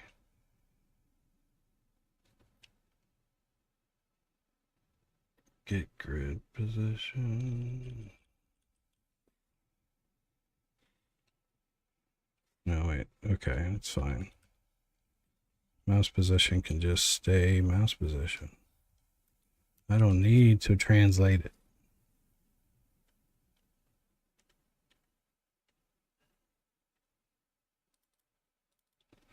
Time dot delta times 1.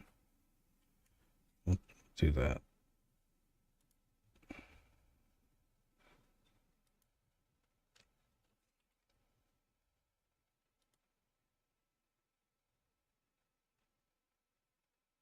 Oh, okay. I was gonna say, why are you complaining? There we go. So now it shouldn't jump. It should smoothly kind of aim at the next position. I think. We'll see. But ultimately, I should just make that a coroutine that fires off until the target is at its destination. And then that way I don't have that every loop. It's kind of the end state there.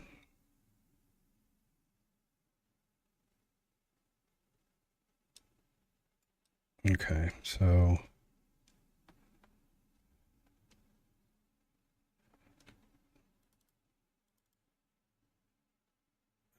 What's not assigned? Oh. Yeah, I guess if I don't attach that in the editor, I'm not going to have it, right?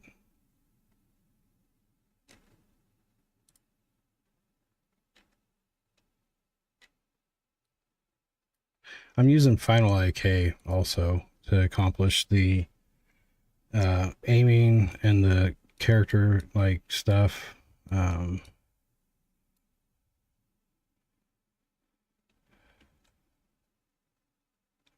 See, that's smooth now, but it's slow.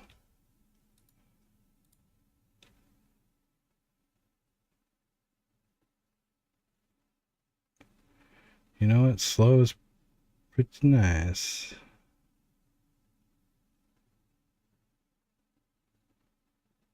Not this slow though, no.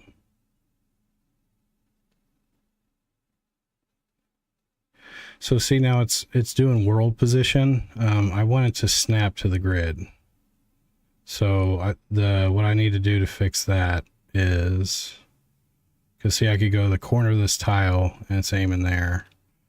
One, we're going to speed it up. We'll do 3. Then the mouse, we are going to get the grid position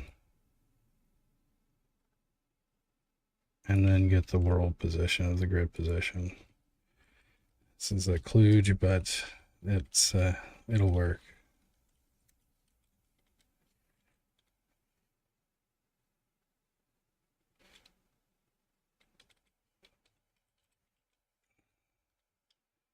Grid.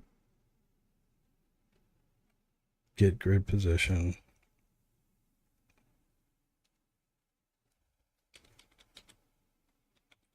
World position. So we take the world position of the mouse, we get the grid position in the game, and then we set our target for the fog of war to the world position of the grid position. Make sense? Got it? Everyone understand?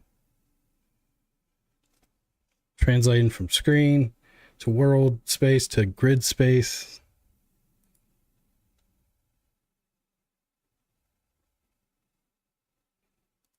But we should have smooth aiming now.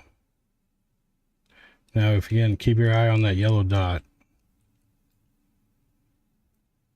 Gosh damn it.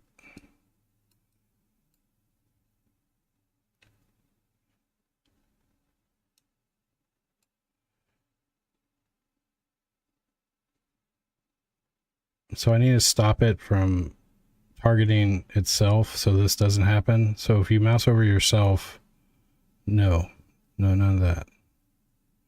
All right, Volt, talk to you later, man.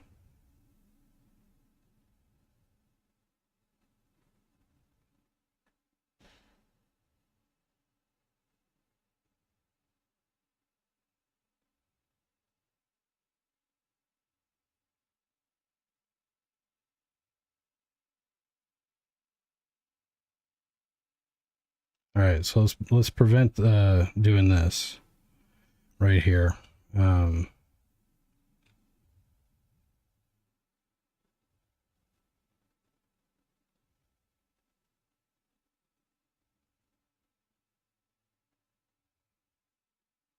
Is 3 fast enough? I like 3.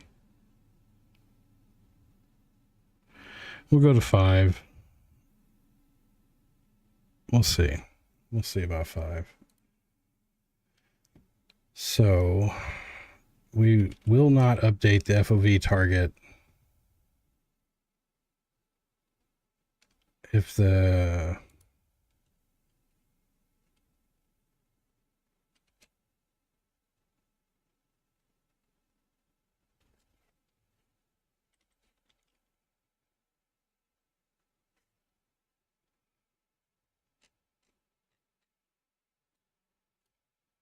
you know what, let's just do this. So let's declare that there. We can then use that there. And we can say, so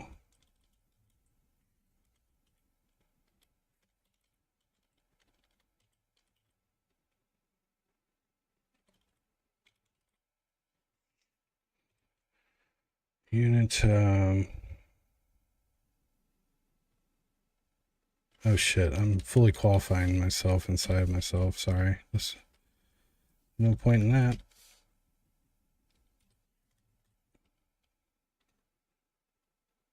If the grid position of the player is the same as the grid position under the mouse. So if it is the same as under the mouse, do not update FOV.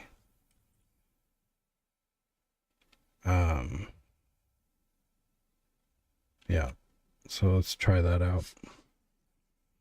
And 1.0 or one float, one on the offset too wasn't quite enough.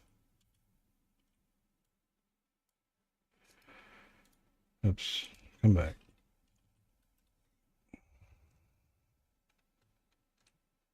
One point.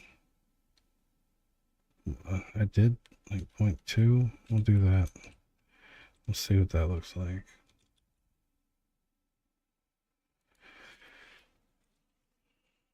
But now I can implement destructible things that you can point at and shoot at, or you can shoot a window and then use your move points to move through it.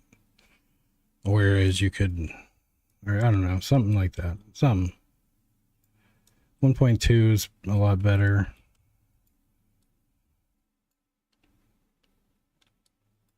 Crap, I didn't set it, did I? No, I did.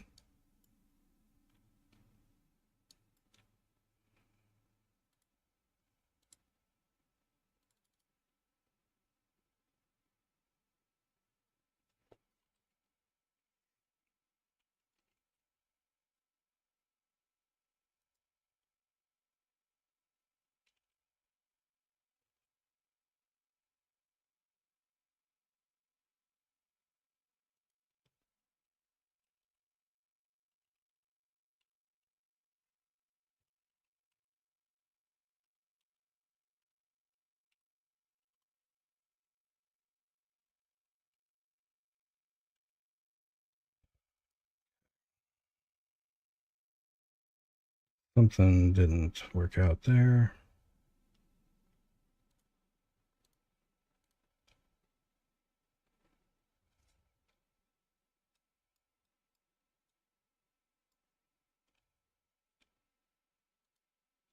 What is broken? What have I done?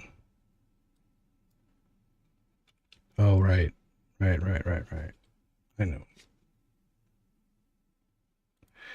This should be not equals. Again, let's take it from the top. Take it from the top. Don't stop.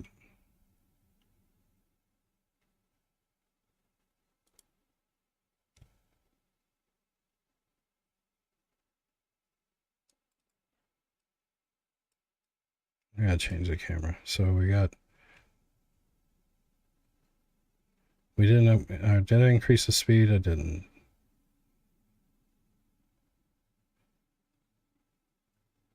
Look, we mouse over. Oh, damn it. Well, we have another problem. The character isn't truly in the center of a grid position right now, so we could experience weirdness from that just off the flip. So let's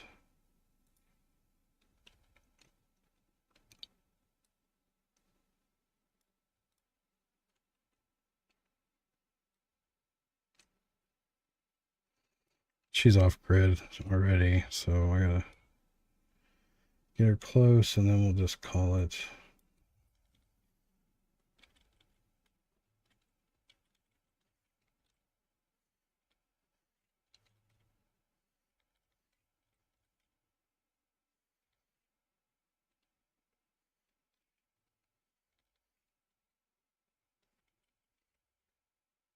That's good enough. Doesn't have to be perfect, but I would zero her out and bring her back to get it perfect again. That's good enough for now, though. So now let's test it.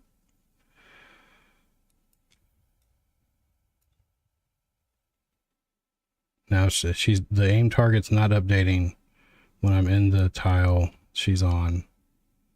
So no more craziness.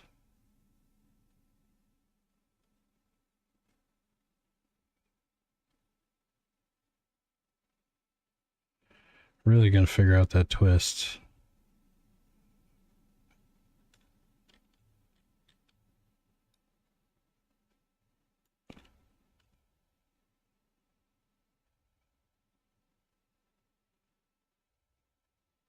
Shit looks good though.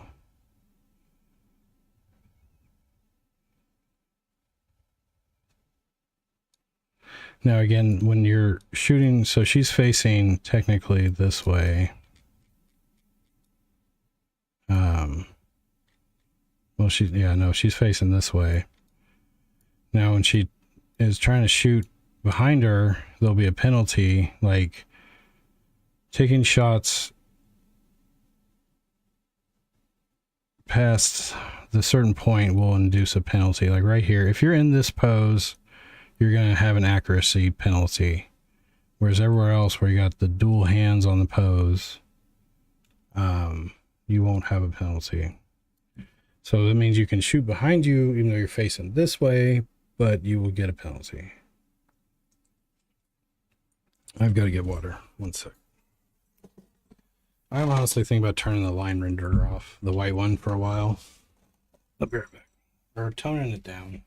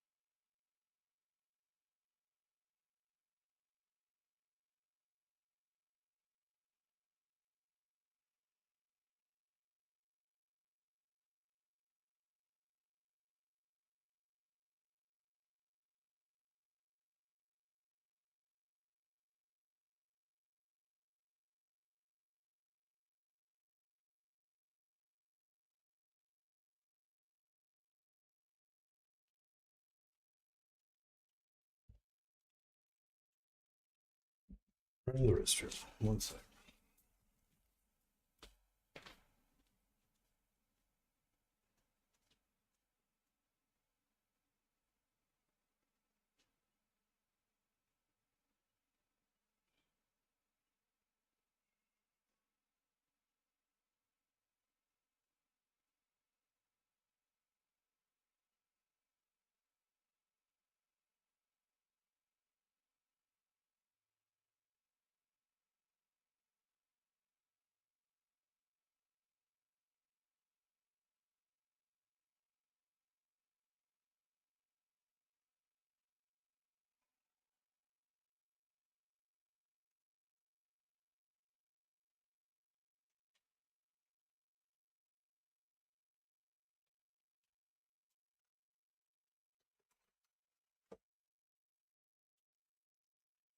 Ladies and gentlemen, are you ready? I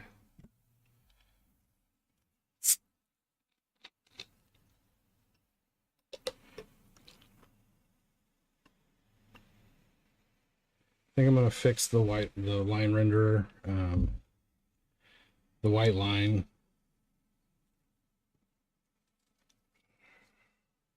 What do you guys think? Like, is that information, the path the character's gonna walk, important enough to visualize it, or is it just too much? I was gonna do dots. I think I'll switch it to dots. Just every little circle section's a dot. So let's work on that. Then I won't be so irked by it. It's just a bit much. I don't know. What do you think? I kind of I love it, the white line, but sure. So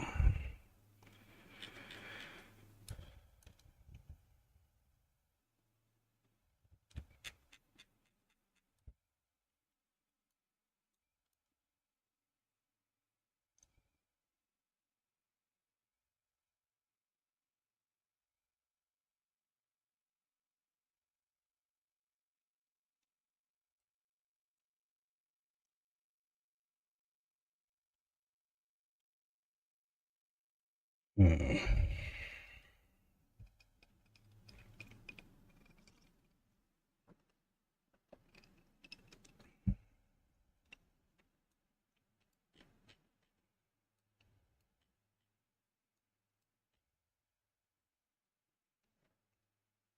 So if we go to the animator, we take the weight of this layer down.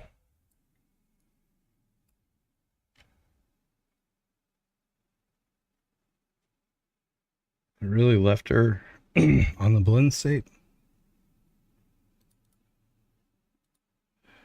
Oh, the mask. That's why.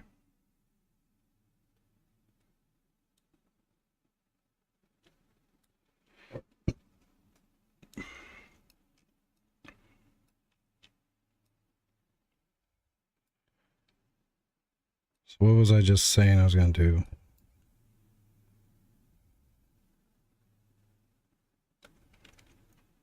Dots. We're pardon me. We're going to do dots. So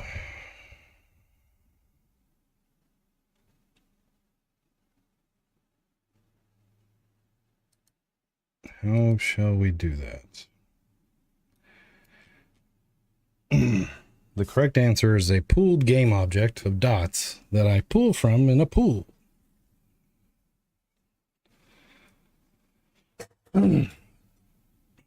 So how about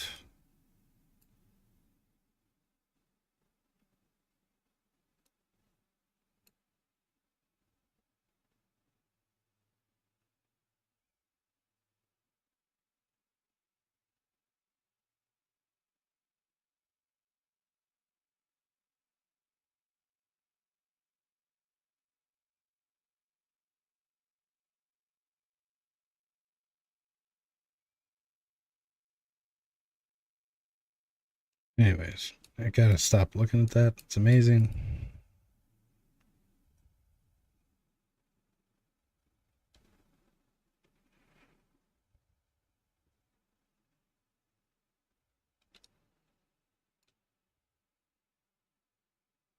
All right. So dots, dots, dots. Let's see if we can make it happen.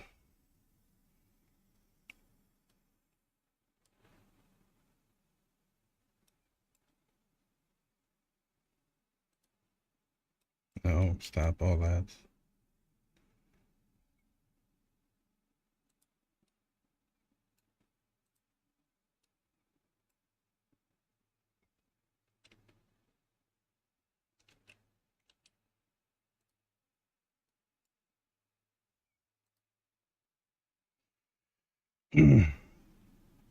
So we see the trail renderer.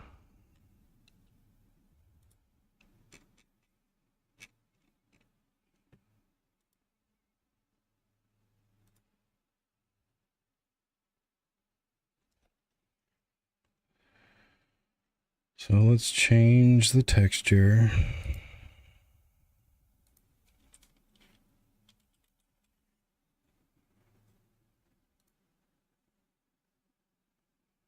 So this is stretching it.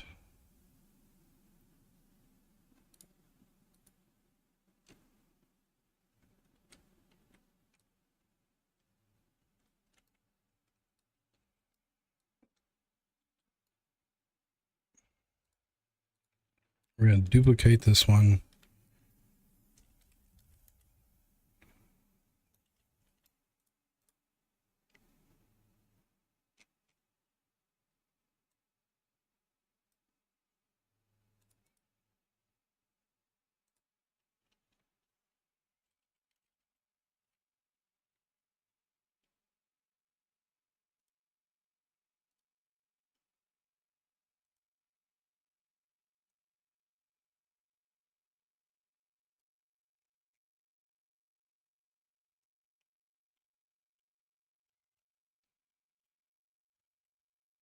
That one, weirdly enough, is kind of cool. It gets fatter in the middle. And then it thins out. Like, I kind of like that. But that's not what I'm after. And I also have to change the line renderer to get what I want, not just change the texture. So we're in stretched. Go tile. Now this one's not tiling, unfortunately.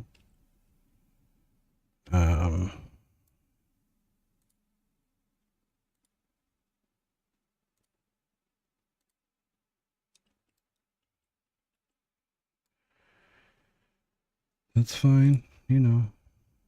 Let's keep it on tile and see if we can find something acceptable.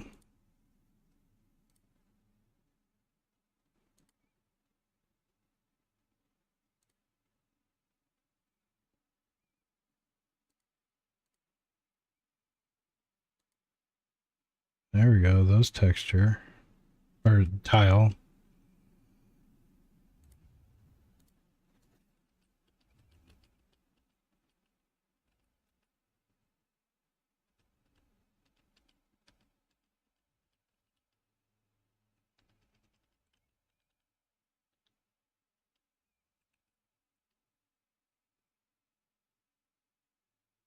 That's kind of cool. Starts with a symbol, then just shows a line.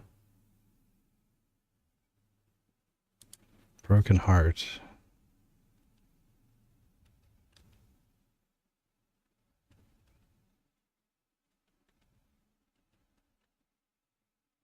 There we go. That's a pretty good one.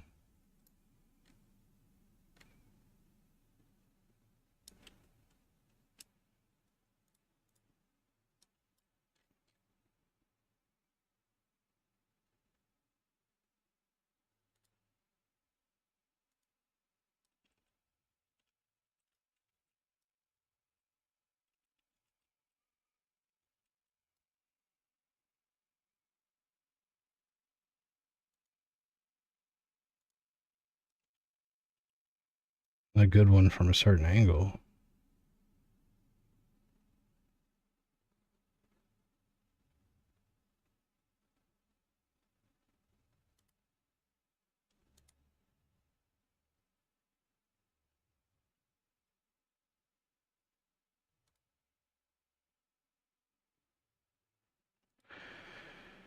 Oh, so it's at the bottom. I need something dead center. There we go. We're getting there. I don't want it to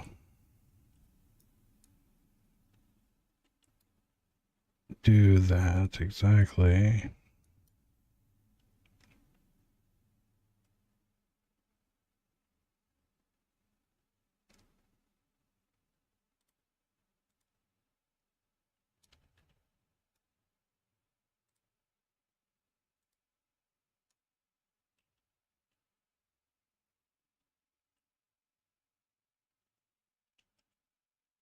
Kind of works.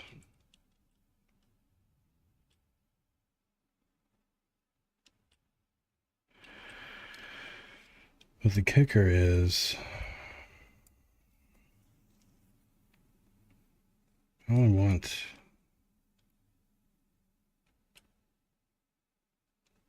these positions are,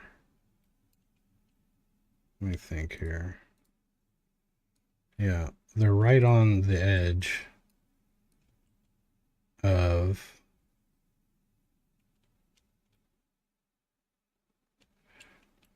so if I kicked them back, they'd be on the center. So I need a -1 the line renderer.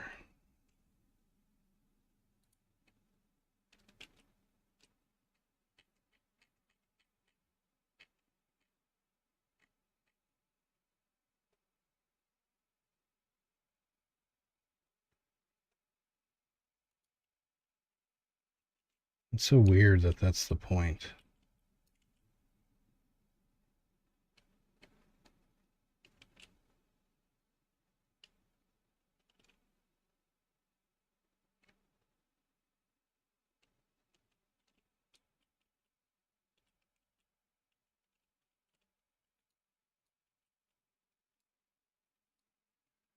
How can I fix this?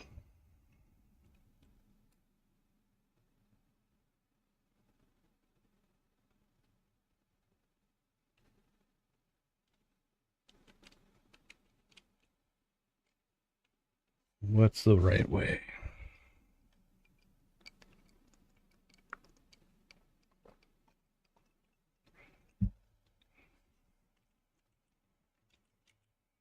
Again, maybe offset. My bad. Sorry about that.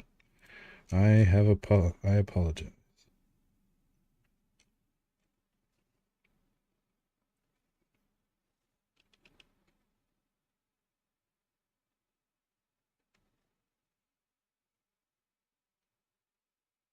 There's no offset.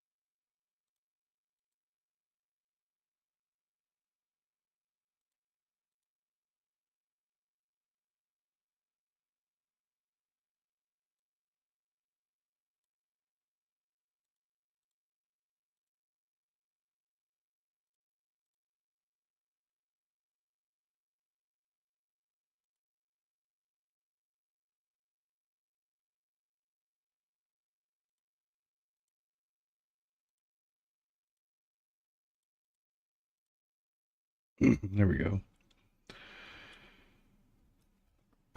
Sorry, still coughing. Now we can offset.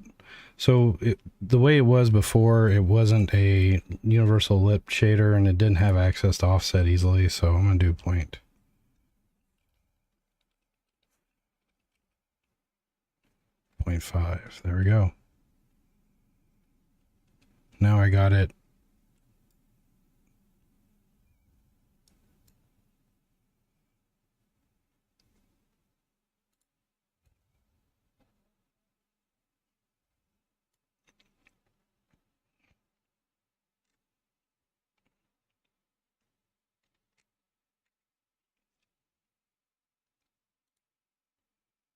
Oh,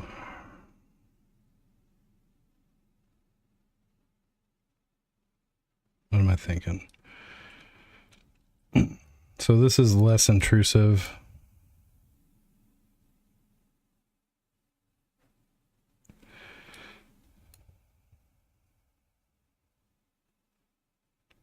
I guess the players do care.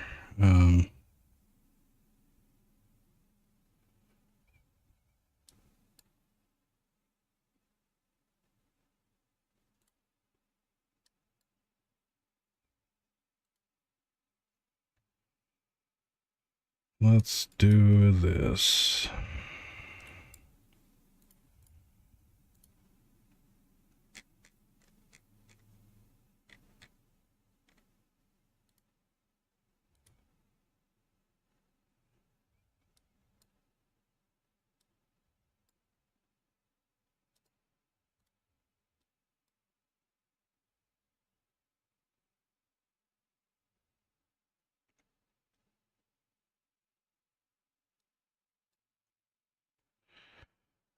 Can I... What happens if I take the trail renderer?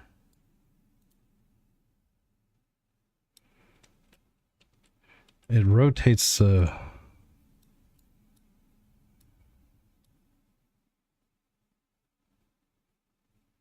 face the camera. Don't want it doing that at all. Just want it flat on the ground.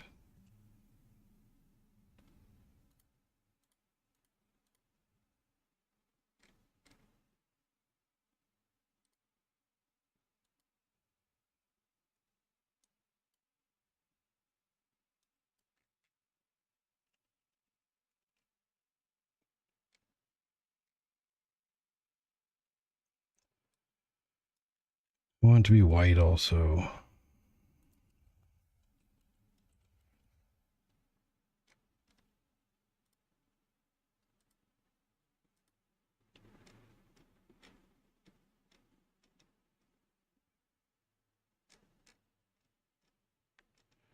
Just a dot. Little bitty dot.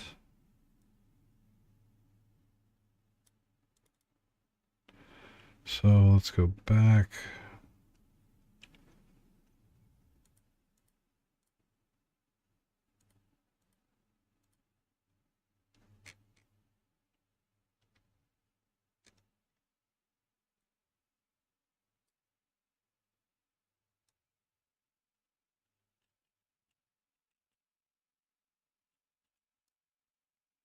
Let's take the offset off again.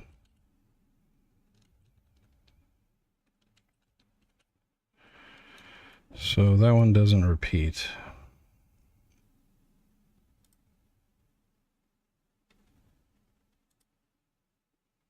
"2D single channel, 2D sprite and UI." That's probably why we're having issues here. Repeat wrap mode, yeah. Okay, so what we're going to do is we're going to duplicate this guy. We're going to change it from a sprite 2D texture to just a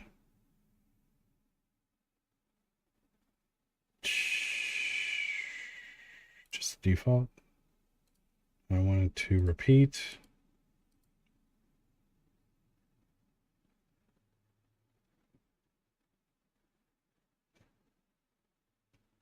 Apply. So now I'm going to go to my line render.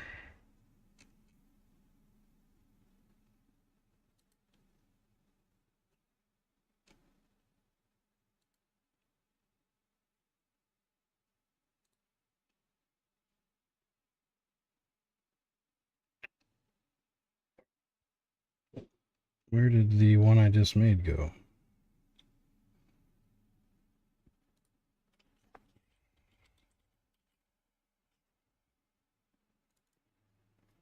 There we go. Yeah, see, it does this shit. I just don't want that.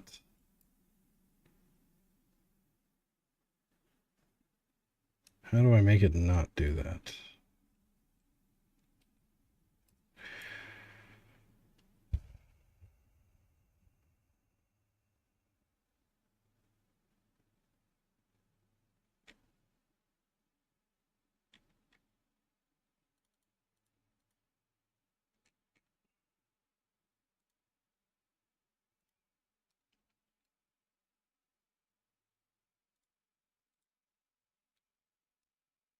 Let's play the just do random textures until we find something that looks good. This is a very tried and true way of doing things. It's bright.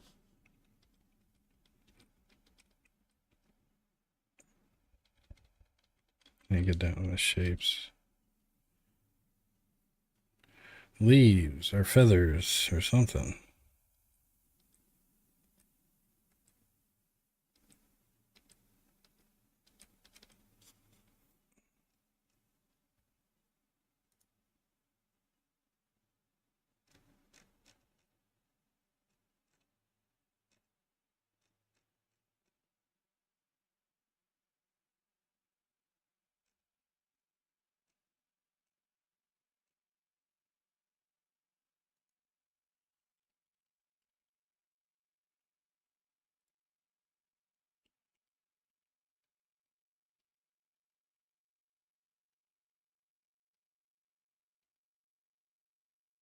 Hey, Lovaka, how's it going?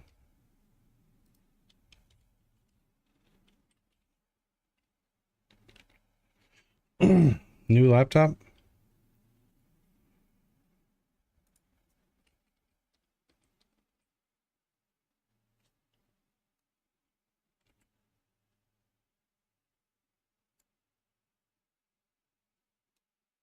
Oh, yeah.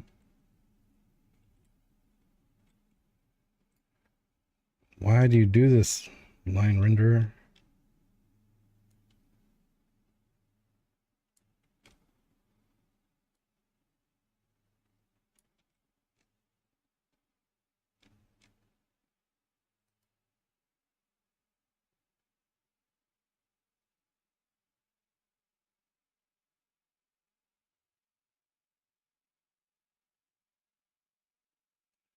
I guess this was made for lines and not for what I'm trying to do. You know.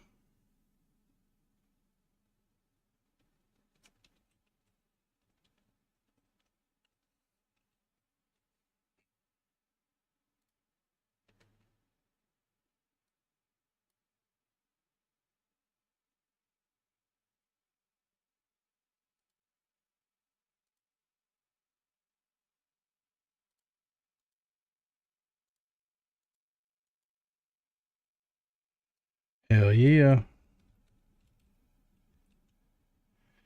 Anywho. Is there like a 2D mode for line renderer?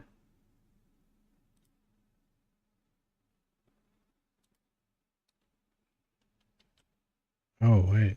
Looky here.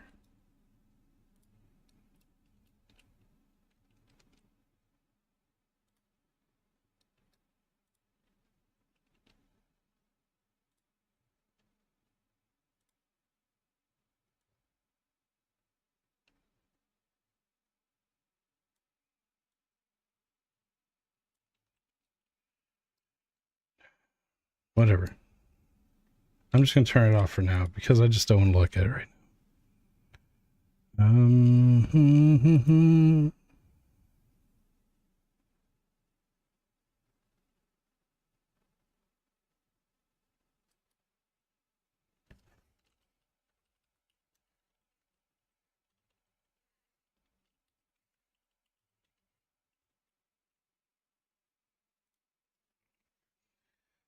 We all know we'll come back to them temp tags.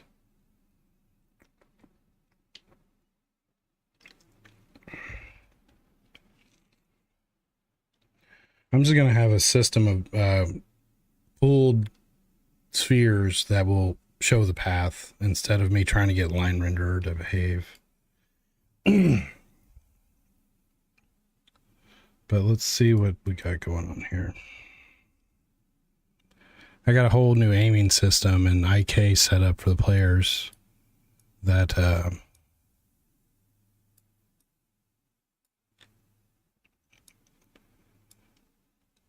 so you can aim and shoot at a tile or an object or whatever that isn't an enemy.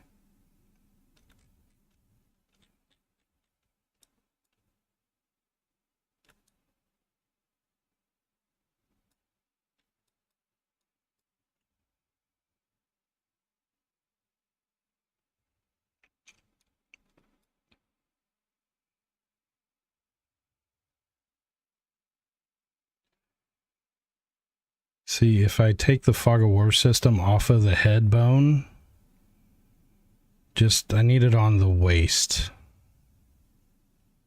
Yeah, I wouldn't get that weird when the transition happens. Yeah, I see the like light flash.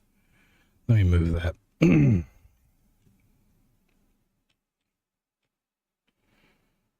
So, show me your head bone, girl.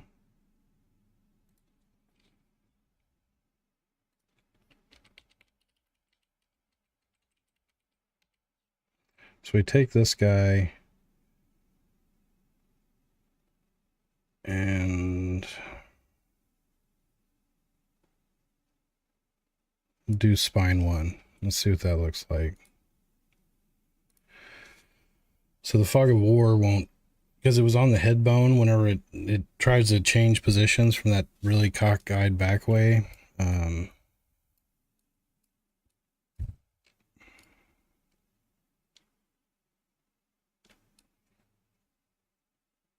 You should be able to see it better like this, maybe.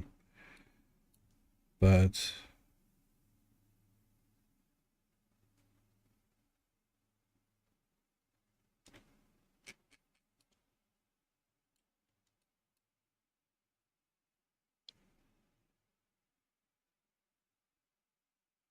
yeah, we don't get that crazy flipping of the Fog of War. It just kind of moves to its new position.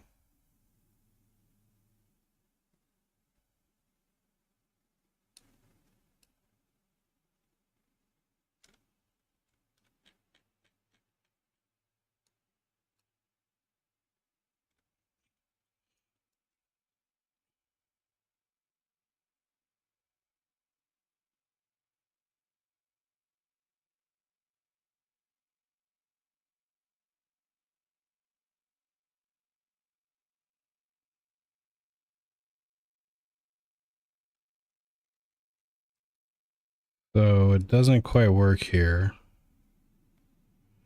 So I'm looking backwards, but it's...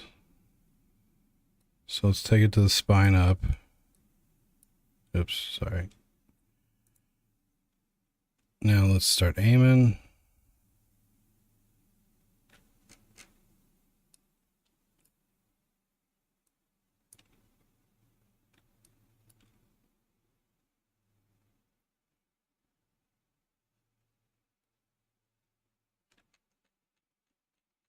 Doesn't work there either.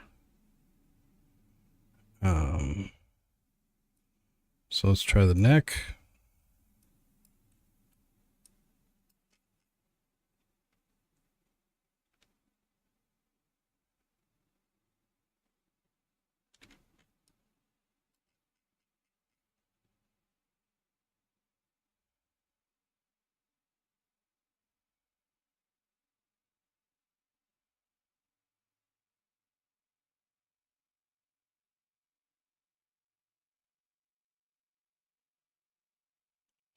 I guess that kind of makes sense there. It looks good enough. Let's take it back out into the head.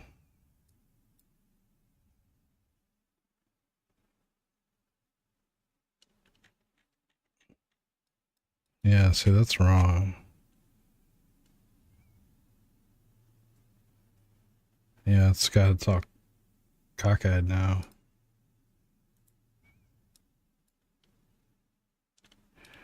Oh, that's not good.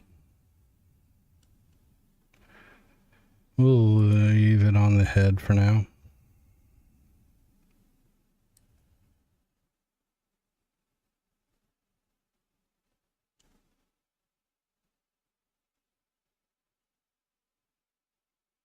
Yeah, whatever. We'll leave it on the head.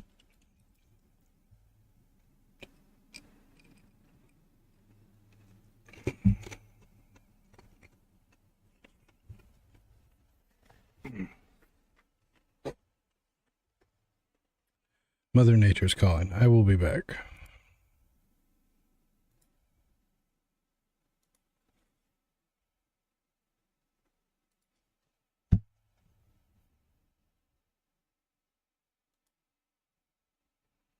Did I have BRB on my stream the entire time?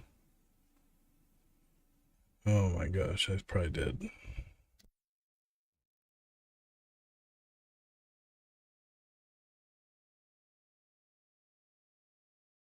All right, I'll be right back again, one more time.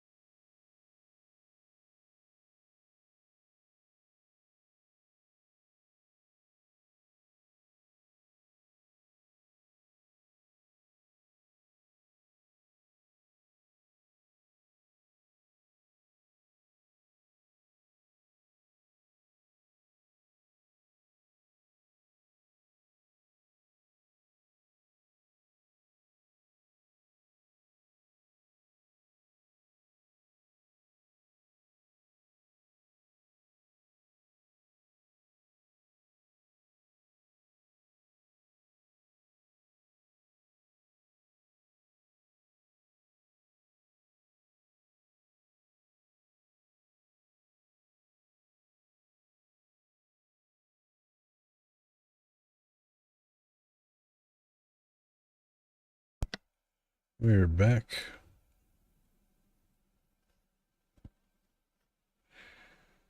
And ready to roll.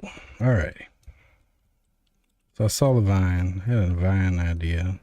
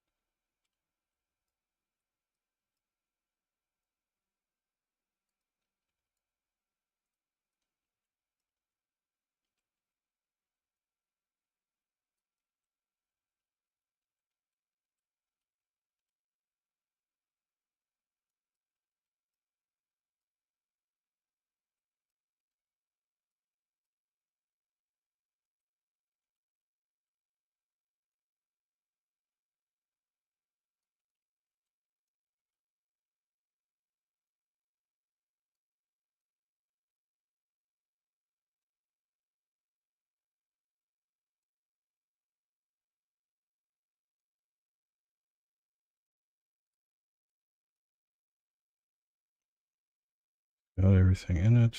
Oh, don't.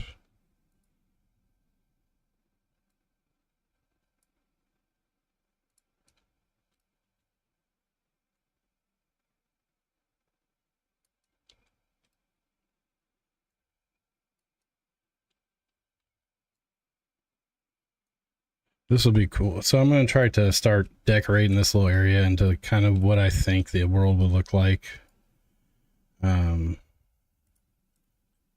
So I'm trying to accomplish a cool little lighting effect here.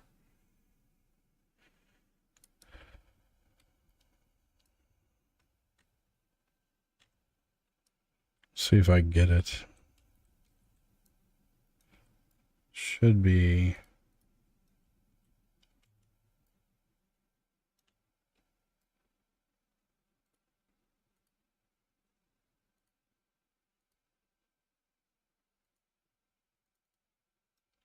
There we go.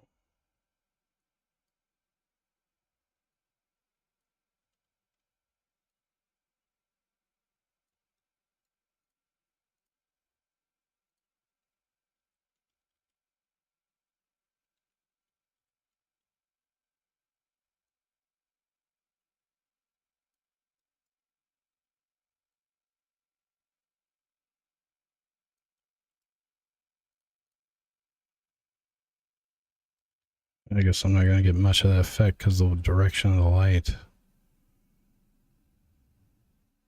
Yeah, we'll see.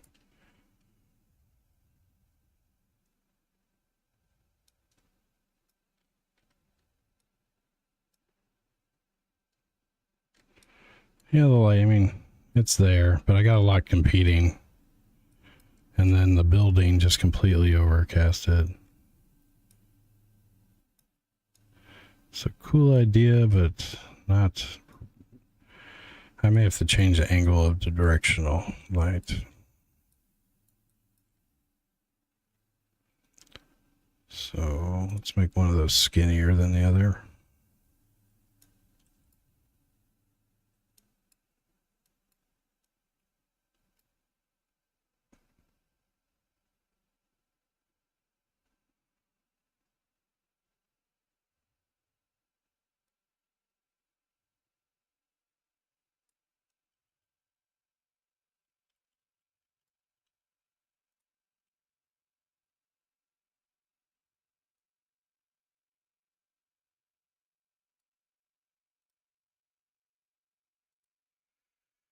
All right, so I need something sort of like a spike, or that might work.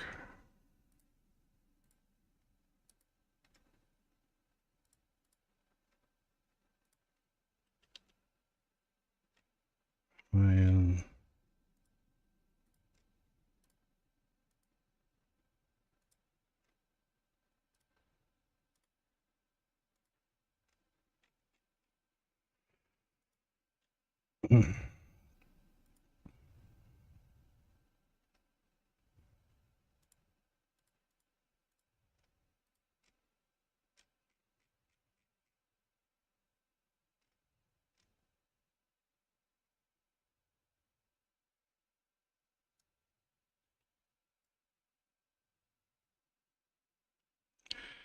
Be weird that these are moving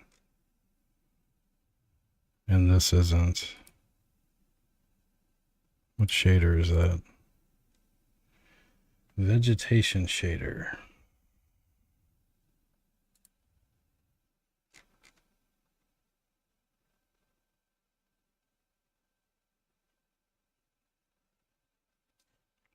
Huh. Thought I'd already done that. I need to convert the materials of that pack to my cell shading. So I'm looking for something to stick on the walls for the vines to kind of come out of. Let's see. Try that.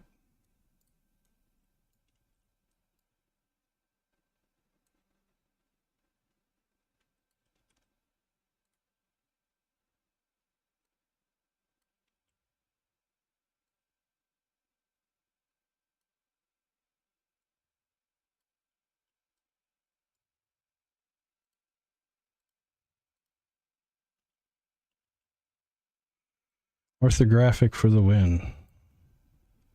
You know what I should have done is the control. Yeah.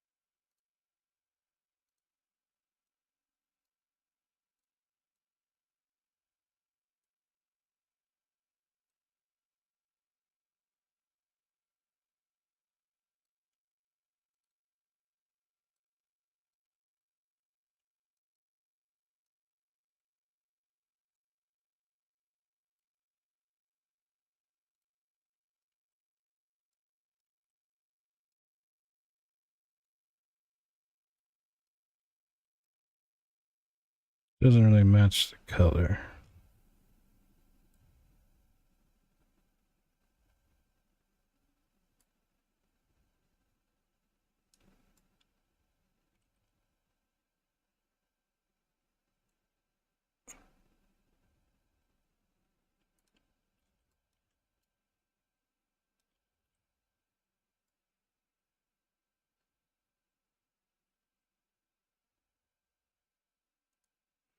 Anywho, I don't know what I'm doing. I'm not a level designer.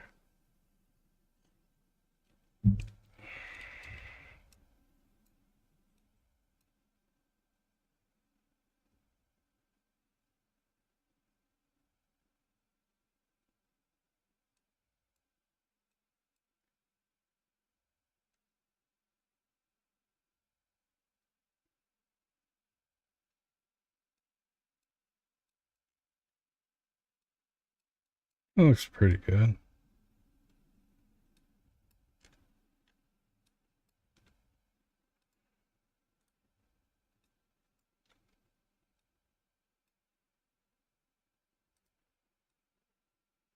That green leaf doesn't really match. I could lighten up these guys though. I don't know why they're so dark, honestly. Oh, I think they may be out of... No, they shouldn't be dark.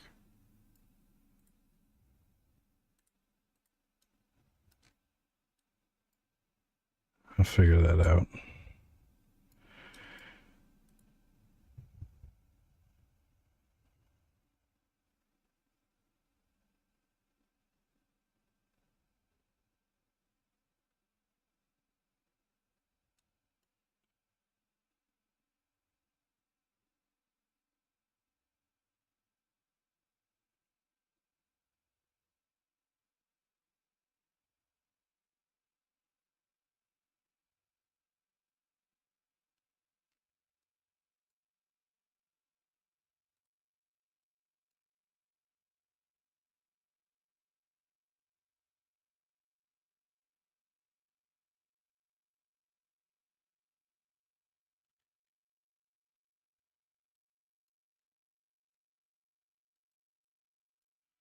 Anywho,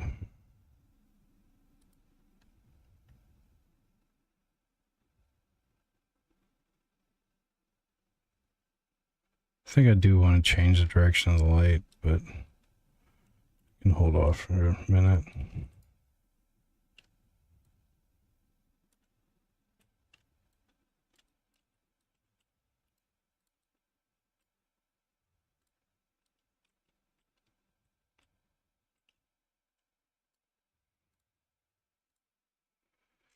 I don't think I want you to be a vegetable shader.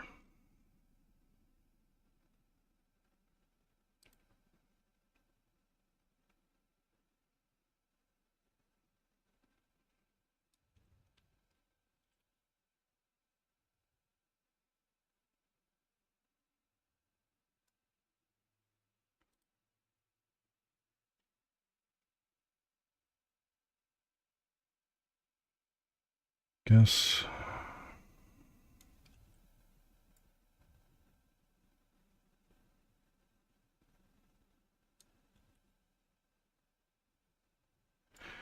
I guess I want to try to make that work with what I got going on here. So, what can I do?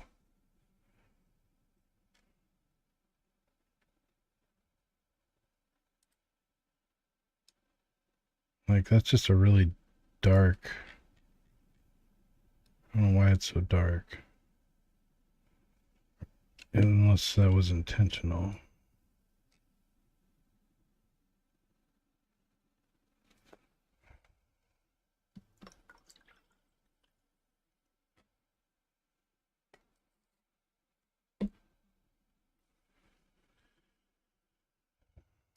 Alright, I'm not going to worry about that. I'm going to get back to features.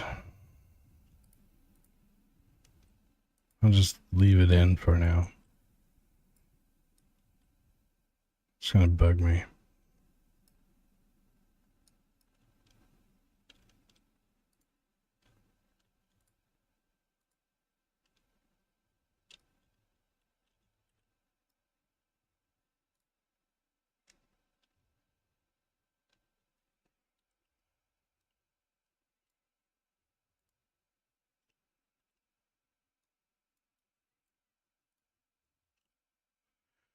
I'll come back to this idea later. Once I've figured out how to get that shader to work. Fit with the toon shading. I'll leave a little bit. Alright, so I've got it to where I can aim.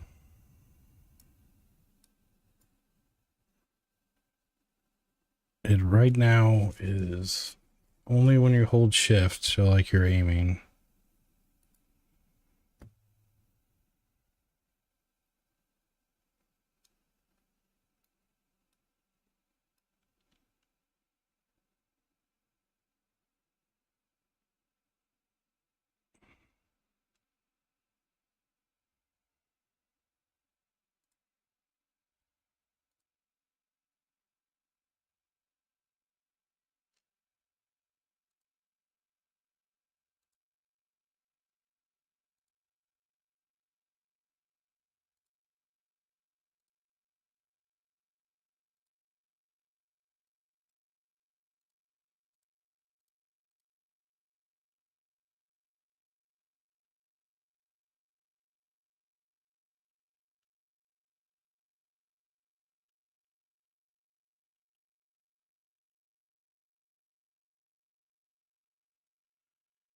So the FOV target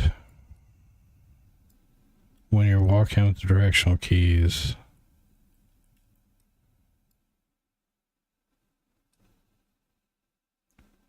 I want to turn off.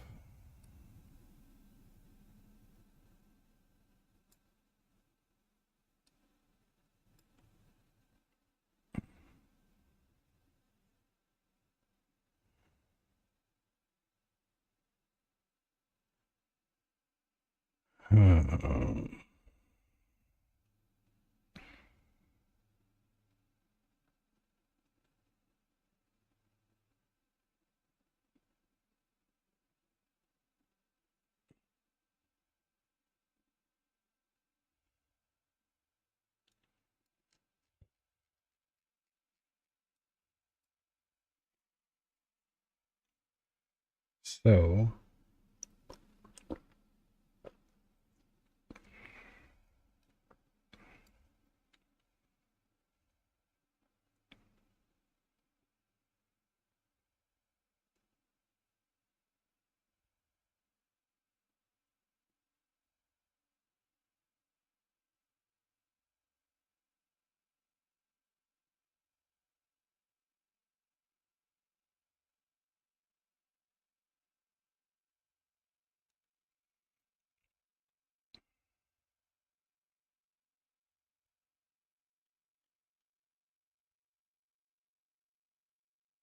What do I want to do?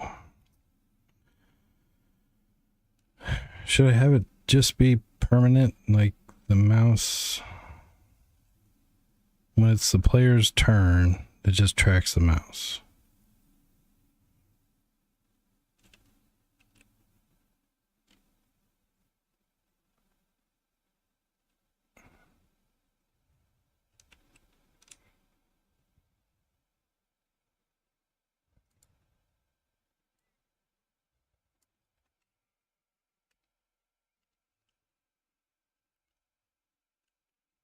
Let's try it that way. Now it's just always on.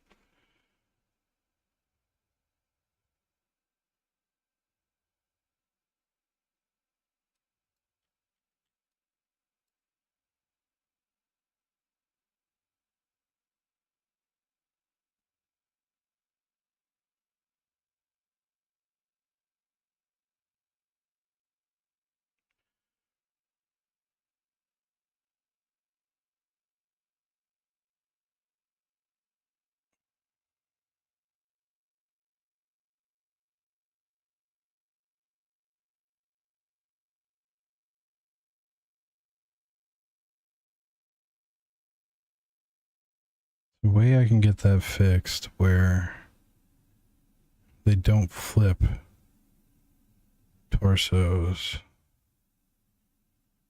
Because basically when this one's about to end, the torso is totally twisted. And then this one starts.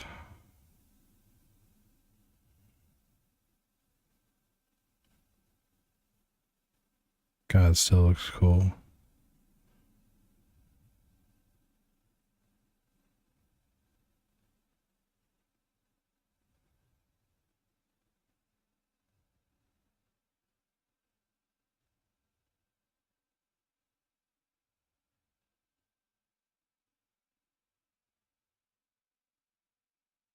I don't know if there's much I can do about it.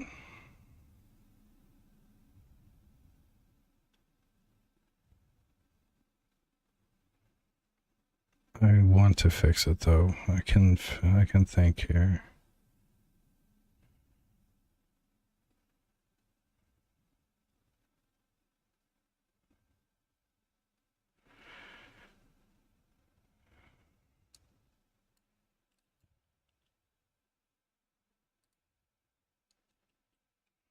The torso is, let's go cell shaded.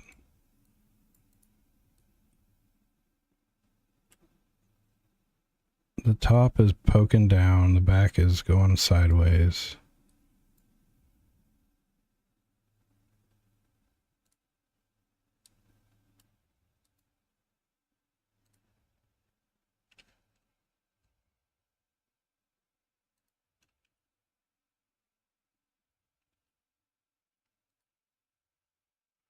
Son of a bitch. So, now that it's fallen the mouse, it's harder to get it to point one way and let me exit the... There we go. No, wait, shit. I want this pose. Damn it, you son of a bitch.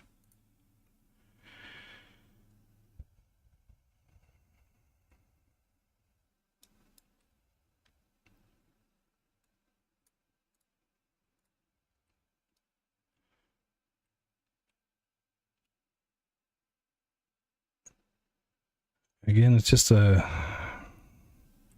I think it's like, oh, I'm going to take this route and twist the torso to get around when they blend the two animations. It's like the distance is too much.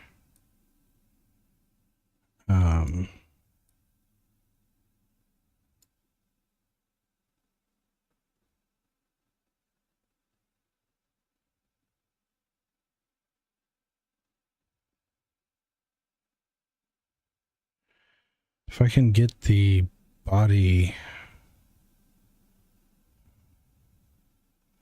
let me try this.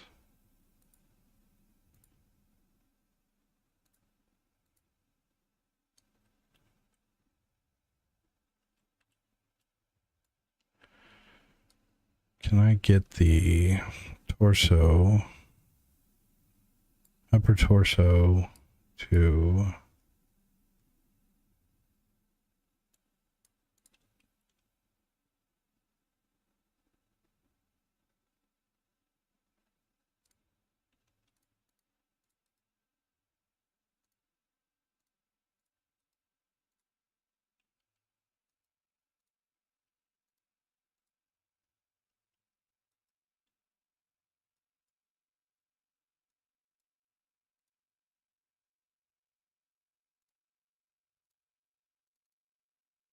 I say quit, let me deselect, you bastards.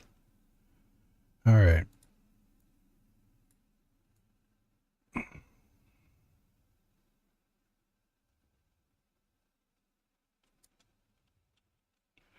That ain't it. It's probably all down here, but it's gonna act like a butt.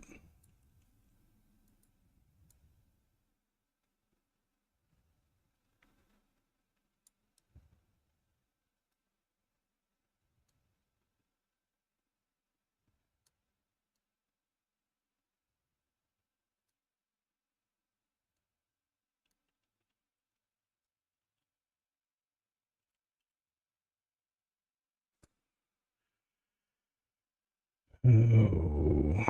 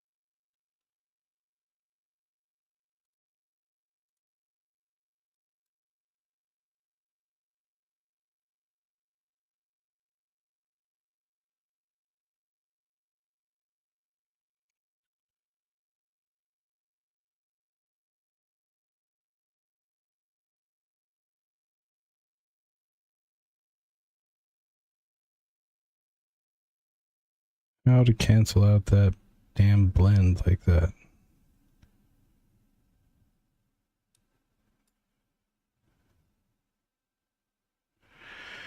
Oh.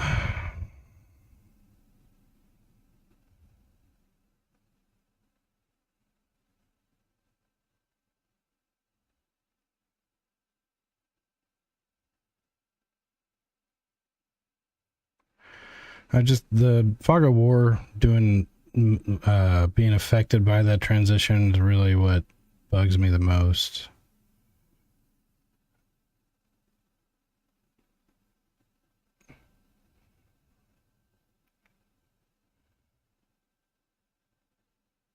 But I think the bottom bone, I don't think it's rotating though.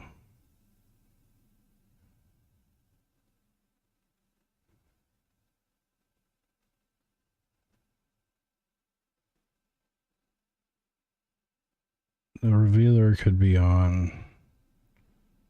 I don't know. Most everything's gonna jitter the way that's working.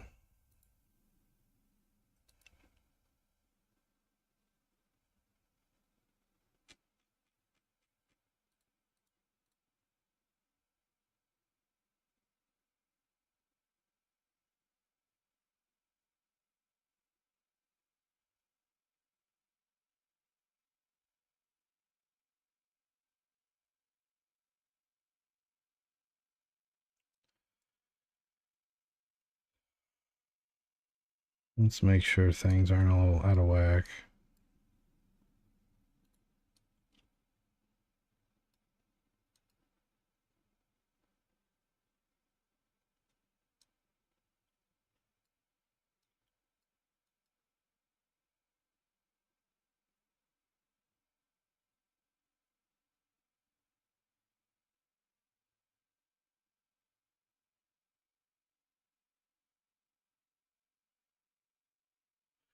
But the revealer is the only thing that bugs me.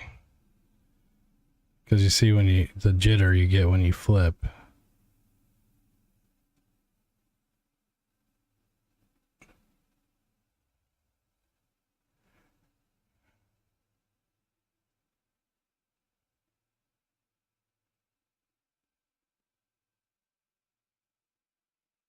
I have ways of fixing that, so I'm gonna live with it. I just wish I could think of a way to stop that. Because it's blending from those two states. And it does a weird natural ass blend. All the other blends look great. See, there's a blend. Here's a blend.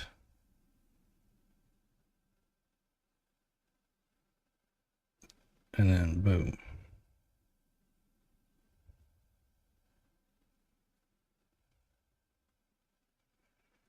Because the spine's straight here and it's like that, but it's like I don't know. Is it acceptable? All right, let's stop debating this. I'm not getting shit done.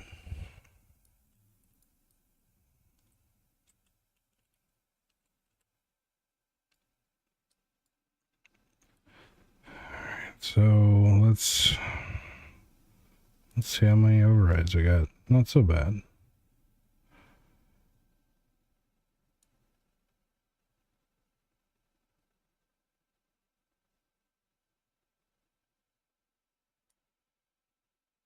All right, so now everyone has the new updates. The units, I need to disable the revealers.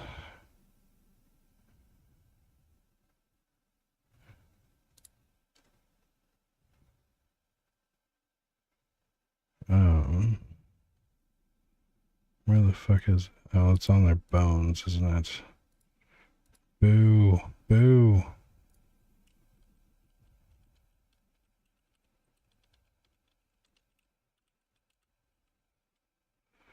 So it's something like the variants, and I need to fix that in the variants.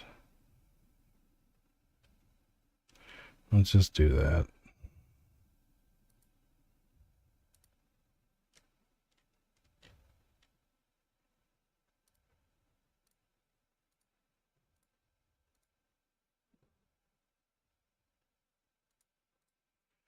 I hate getting into rigs.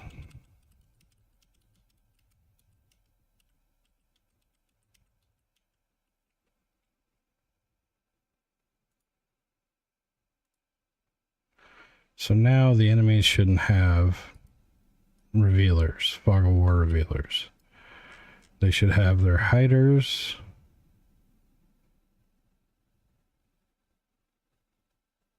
And that's it.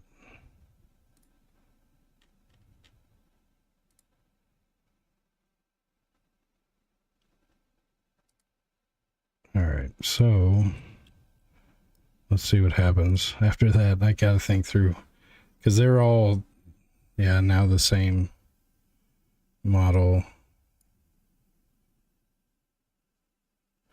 They're doing the idle pose.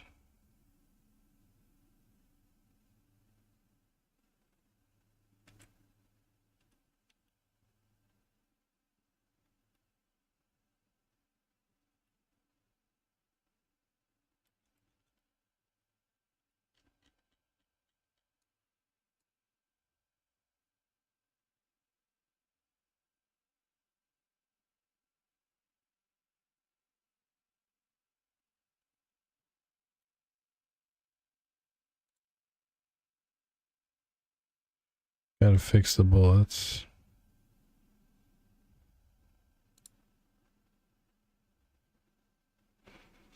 Gotta assign things. Yeah, got some things to fix.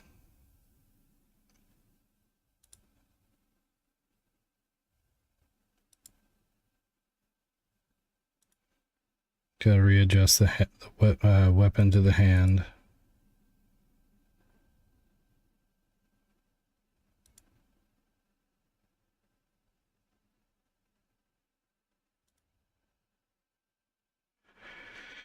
Okay.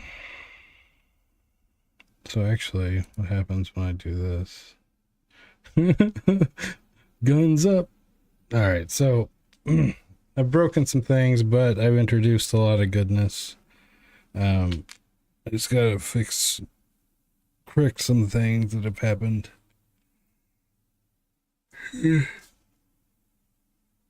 But I think I'm gonna hop off for now and probably get on later. I will talk to you guys later.